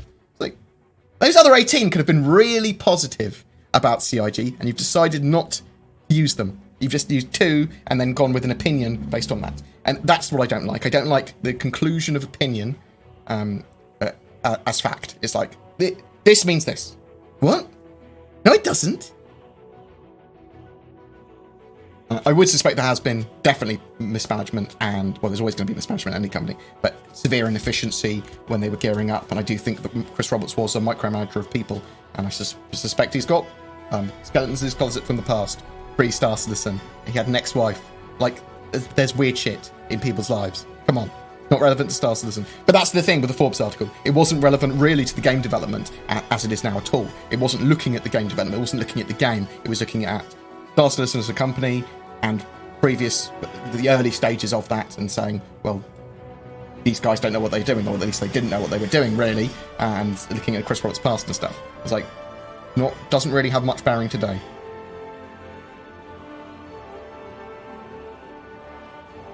Can we beat the campaign in co-op? I don't believe so, no.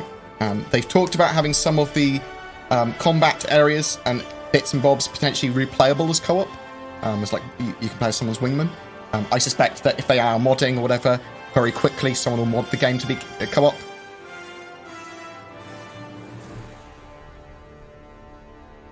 Can you live forever, Board? We need you, dude. I want to live forever if possible. So I'll try. I mean, we might get extended consciousness at one point. We might get live forever pills. We might. Who knows? I will try to remain healthy and sensible and sane as much as I can. Like, I'm doing a lot more exercise. I'm eating really healthy. I've got rid of all my noodles and everything, and I've replaced it with whole wheat foods, quinoa, and couscous, and buckwheat and whole wheat pasta and stuff like that. Not whole wheat pasta, whole wheat noodles. I do appreciate all the love. What do I think about FTR? He is entitled to his opinions. And I don't care what those other content creators say about me. They are more than welcome to their opinions. I can disagree with them for the most part. Sometimes they bring up good points, but they are mired in bias, typically, because they want to push, for the most part, their narrative or their style. I mean, that's true of everyone, so even me, so that's fine, but it is what it is. Haters and White Knights tend to be aggressive because the game isn't finished to prove anyone right or wrong. Yeah, the need to be right, I do not understand. I told you so, or I was right. Even with the smallest piece of shred of potential evidence or whatever, or oh, this means this. Like the irrelevant drawing of conclusions. Just such a weird thing. It's okay to be wrong. It's okay to be wrong. Try to learn from your mistakes. If anyone's holding that against you because you were wrong, then they're a prick.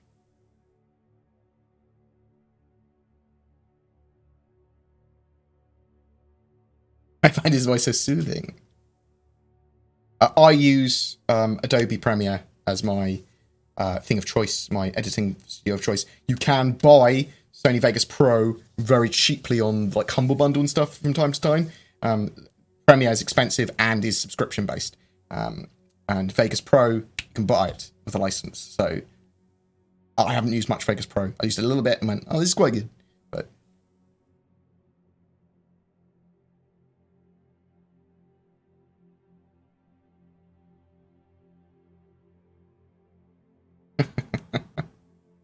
regarding the Redeemer rework, what are your thoughts on what they will change in the design? So they're making it a focused gunship. So it's lots of big weapons, pew pew pew, rather than a dropship. And they might even change the manufacturers with. But beyond that, I don't know. I mean, that's what we could see next as a concept sale. We could see the new Redeemer, although that could be what Aegis have got planned for their August event. Although I do think it's probably a capital ship. But why do you think they're doing initial ship customization through the website, or instead of just building it in game? They might be in game as well.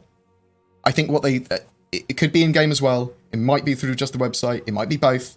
I suspect that they initially talked about website customization because I suspect you'll be able to purchase ships with customization. It'll be another level of monetization onto the ships that we already have, which makes sense. I mean, they can make more money from that.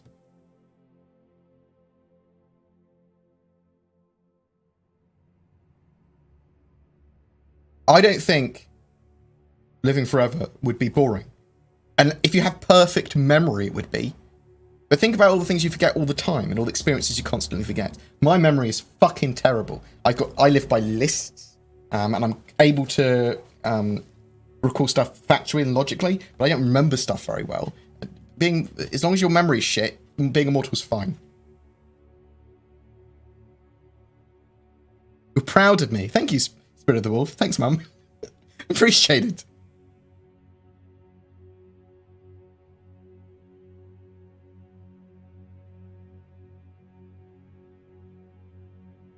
Look, if you want, don't get people into the boxing ring for a good cause. Get them, like, I don't know.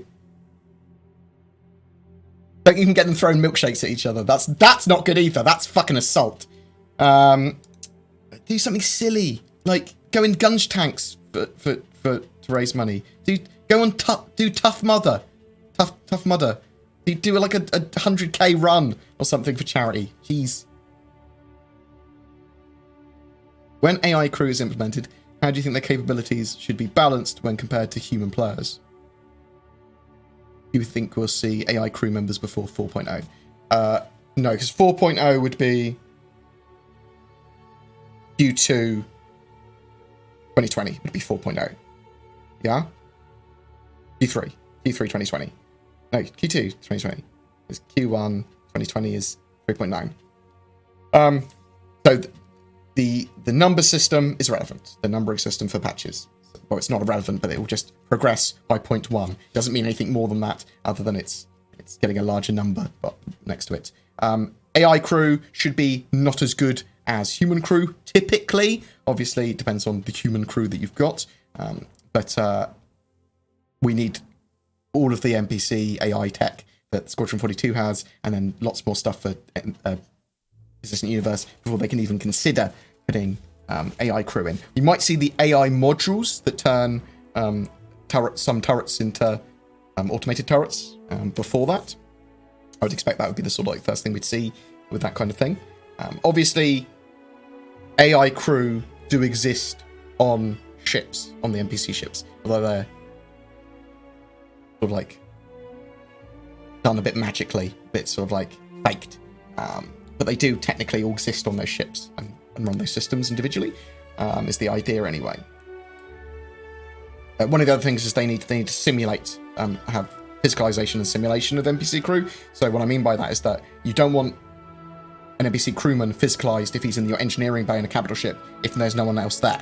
Like, they can simulate that. That then makes that object container that you're in or the server, whatever, have to run with less bullshit going on. Much more streamlined. So bear that in mind. There's loads of stuff and tech they need to get in before we see NPC crew. I prefer Adobe Premiere.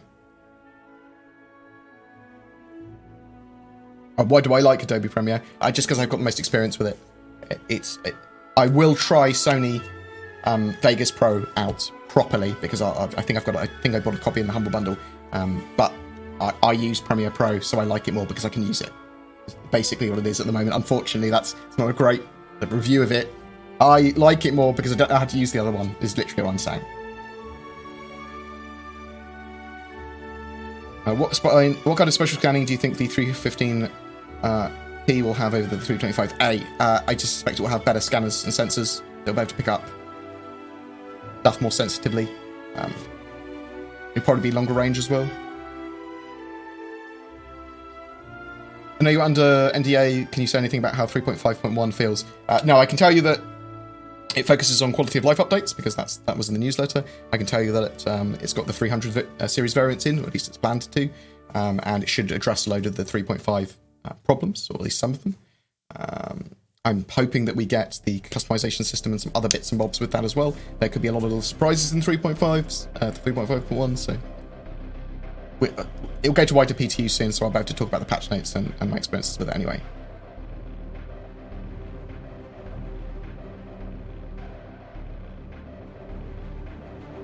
I haven't seen any mention of vehicle spawning on planets and moons in the patch notes for...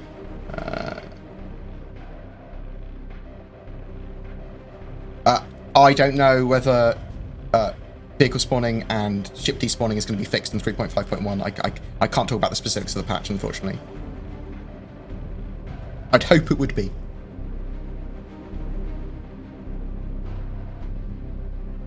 Will we be able to respawn using larger ship medbays? That is the... I believe the plan. Yes, so some medbays will allow you to respawn in them. I'm not sure what tier of medbay it is. Maybe it's only tier 1, maybe it's tier 2, maybe it's tier 3, whatever. And I'm not sure what permissions you would need to be able to spawn in someone else's medbay. Maybe you can just go, this is a public, you pay me to spawn here, medbay. Maybe you have to go and rescue the person. Maybe maybe it's only permission based on party and org or whatever. Can I see the future? I can... No. I tried then. Do you see me try?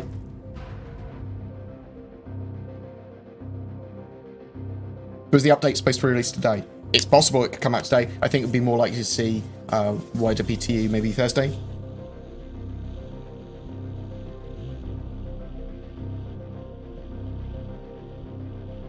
Have I tried using Stream Deck with Star Citizen? Yes, I've got one over that side of the room. I haven't got it hooked up at the moment. I've got one of the big Stream Decks for it, for buttons. I'm gonna get DC when he's alive again, when he's not been lost at sea, to come and help me set up. Living forever would be dope if we had means to live forever in a dope world. Bored though, this man has done so much research. We've already been blessed. Thanks. Hopefully, I appreciate the love, but all I've really done is played and watched and read about Star Citizen. That's not overly pick me up, give me a huge ego. What have you done for the world? Well, I covered Star Citizen. Oh, that's so courageous, so courageous. I appreciate the love, thank you. But I love what I do. I really fucking enjoy it. Get to play games all day. I'm really looking forward to Sin working for me because I can play more games all day and be more focused and be able to play a mixture of Star Citizen and some other stuff on stream. Looking forward to VR as well. I've got the Vive Index coming. Valve Index, that's the one. Will we see another system? Yeah, we will see one at some point. I'm expecting we see potentially one at CitizenCon. They'll probably show something like that off. And then I suspect we will see next year. We'll probably see the next system, probably Pyro, maybe Pyro and Magnus. When's 3.5.1 coming out? It's out at Eva Carty at the moment. I'm expecting wider PTU this week, potentially even live this week. So, I have to wait and see. Do you think we'll eventually see a Gravlev Urza-sized vehicle? Yes, more certainly. Tumbrel will make HOV vehicles for the military and for civilian use. We haven't seen any HOV vehicles for that sort of size yet, so I do suspect we will see one at some point, and it will be most certainly from Tumbrel. What would your idea kind of org, or do you have any tips on running ones? What would be my ideal kind of org? Oh, just one that it needed to be social and friendly more than anything else. I want to be able to jump into voice comms and just chat with people, and then jump into the game easily and play with people. Low effort, no drama, and then gameplay-wise, economy-based gameplay is the stuff I'm most interested in. But obviously that will also be a bit combat, a bit of boarding. I do want to touch on all the sort of like gameplay loops that Star Citizen has to offer, and I want an org that supports that. How much was Star Citizen con tickets last year? I can't remember.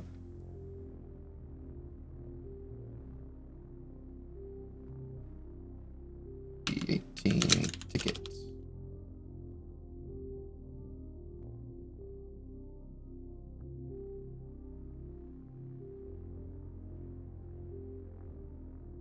Grab a ticket for the show. There are €50 each.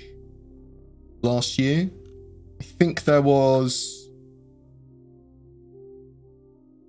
VIP tickets as well. I have to see if we get VIP tickets again this year. It's going to be based on what the venue looks like and whether it's sensible to have chairs and give you VIP stuff.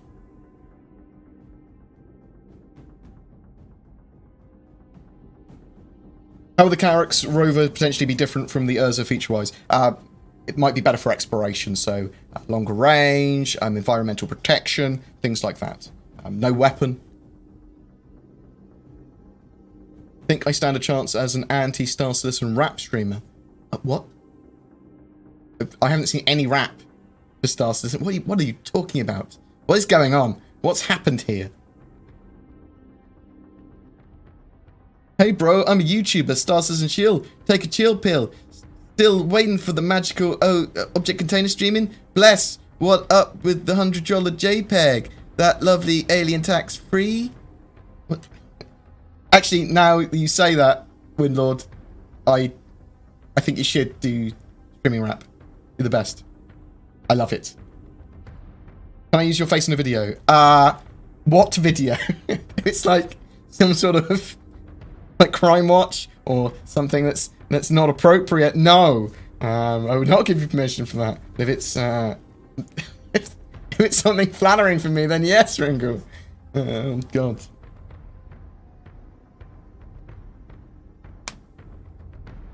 You covered Star Citizen like no other. Literally, Chris Watts should reach out to you. I suspect that I will be able to leverage bridges with CIG once their game's released or whatever. At the moment, they can't show favoritism to the creators, really. He says, after loads of other creators got computers, I have not received anything from CIG beyond a cup and saucer. Just so you know that. They gave me a cup and a saucer when I went on the studio tour once. So, bear that in mind. I have not received a PC. I've not received money from them. I've not received free ships from them, as far as I'm aware. I might have won something at some point. I think, yeah, I got a, it's not true. I won a tutorial competition early on in the game, and I got an endeavour for it. The CIG did give me an endeavour for winning a competition, in the same way that they've given ships to people that won the screenshot competitions or whatever. So, I need to update my, my thingamajig. Do you know why I? No, I don't know why I. Is it a northern thing? VoIP isn't really much in the verse at the moment. Most people will use Discord. Yeah, that's true. But once the game has a larger player base, persistence, people in the same servers, there'll be more reason to use VoIP. How do we install the PTU 3.5.1? So make sure you've got access to it. Go to your account, and then your hangar, and your settings, And then the bottom of that will have public test universe and all that sort of jazz. And then you copy your account to the PTU, then you should receive an email. And then you should also have access to, I can't show you because it will go to the Evocati one. Then you should have access to on Spectrum forum for it. So I believe the email gives you all the information that you need. You just basically get the PTU launcher, you can search for PTU launcher on Google for Star Citizen, and then download that, log into with your account details that you've used. When you've copied your PTU account, the email will tell you your PTU password.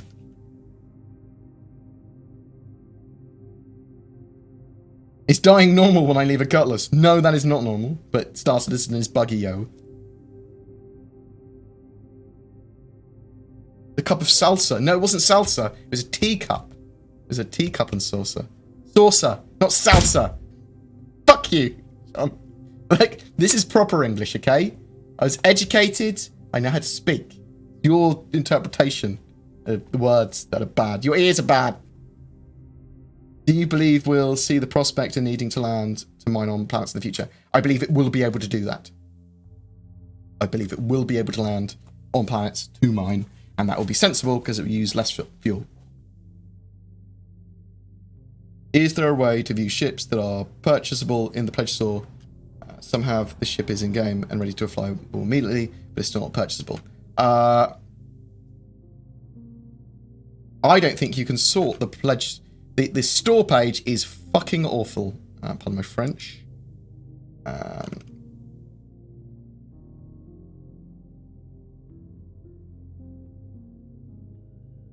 No, there's no way of seeing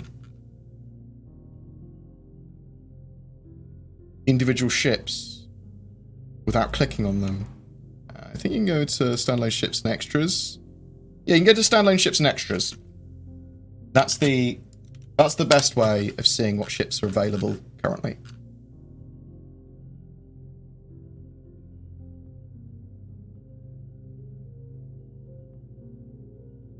Yeah, hope that helps.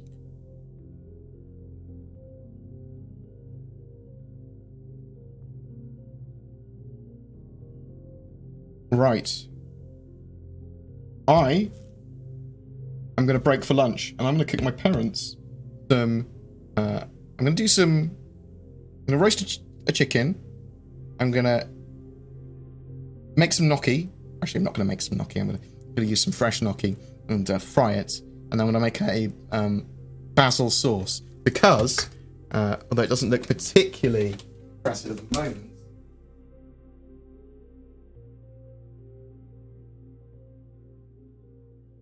be right back.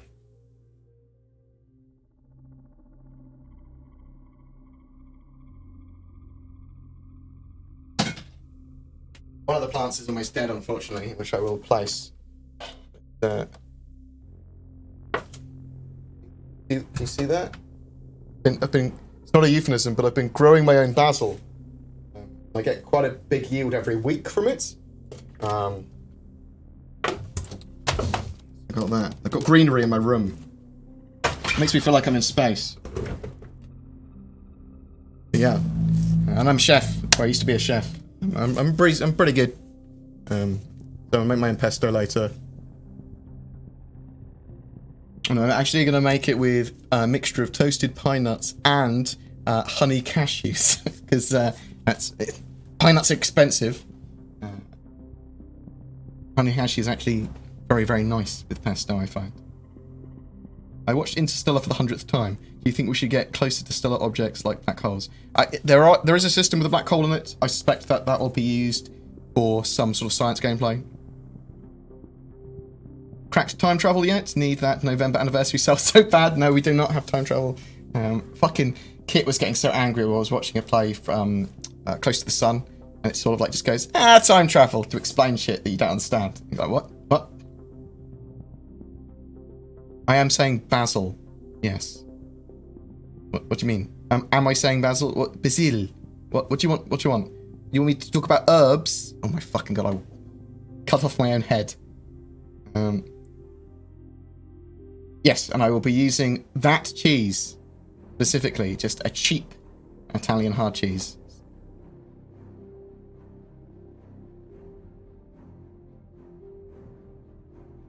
Yeah, well, some reasonable extra virgin olive oil,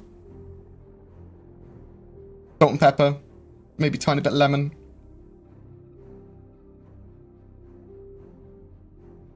Right. Anything else? Any other questions? They want me to pronounce it basil. Oh no. Basil. Like the name. Like the herb.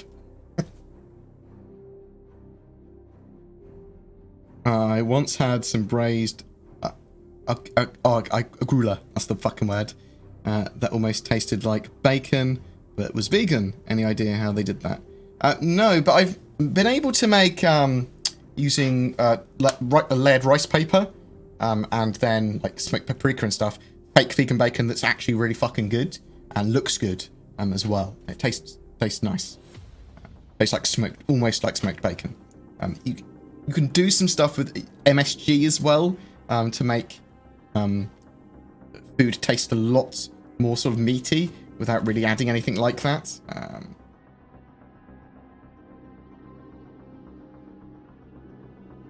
Tomato doesn't sound anything like basil.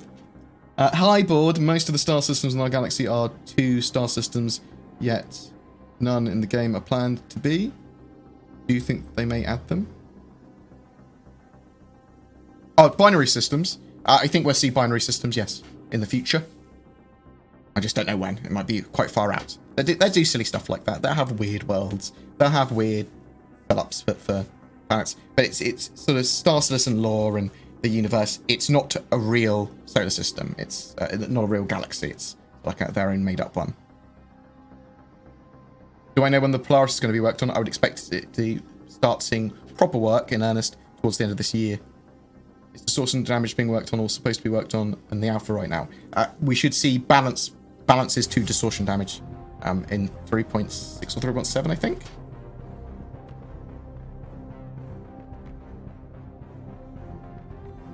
How do you change your Stalker to a Titan? You can't. You'd have to melt your Stalker and rebuy the Titan. You can't buy upgrades to ships that are cheaper than your current ship. Right. I'm going to see who else is strumming on the Twitchy poos. Make sure that Chee's not online. Sometimes he's online. I miss him. No, he's not online. That's good. We're going to give some love to Super Mac Brothers because he'll be talking about plant life and things like that for the microtext. But yes, thank you very much for joining me. Thank you very much for chucking a bollock ton of money at me. That's very much appreciated. In terms of the Bounty Merchantman and Defender interactions, have they mentioned, that have been mentioned by the devs, have there been any tangible information on that? No, there's not been any tangible information. The assumption is that obviously they work together somehow. Maybe it's for docking together so that the Bounty Merchantman can carry it. Maybe it's just like a sort of minor kind of docking, so it just gets taken around with it in quantum travel. Maybe it's light repair of fuel rearm. We don't know. Is the Pioneer going to be the only way to build bases, or is there going to be a superior? As far as we know, that's the only way to build outposts. There might be other ways of bringing some outpost items, like defense turrets or whatever, or other ways building certain things or moving things around planets, because there are mining like things. There are defense turrets and stuff like that that weren't covered by the Pioneer. So maybe there's some other stuff as well.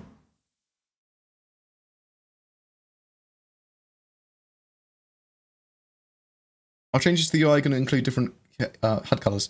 So we saw that with early on in the Moby-Glass sort of like project. They are able to change that. They probably will expose that to players. I'm not sure when though. There's something they can do. It's whether or not they decide to. What types of outposts could we get for big orgs? There would be lots of outposts in an area. We're not sure outpost-wise if there's going to be other tiers or stages. The only outposts we've seen are the sort of like the one-story ones that appear in the game at the moment. They will be, or at least planned to be used for different purposes, for mining, for mining power, lots of different things you can set them up for. But We don't know exactly what yet, and we don't know if there's going to be larger buildings that you can build, or stacked buildings you can build, or whatever. Anyway, I'm going to go host SMB, Super Mac Brothers, give them some love.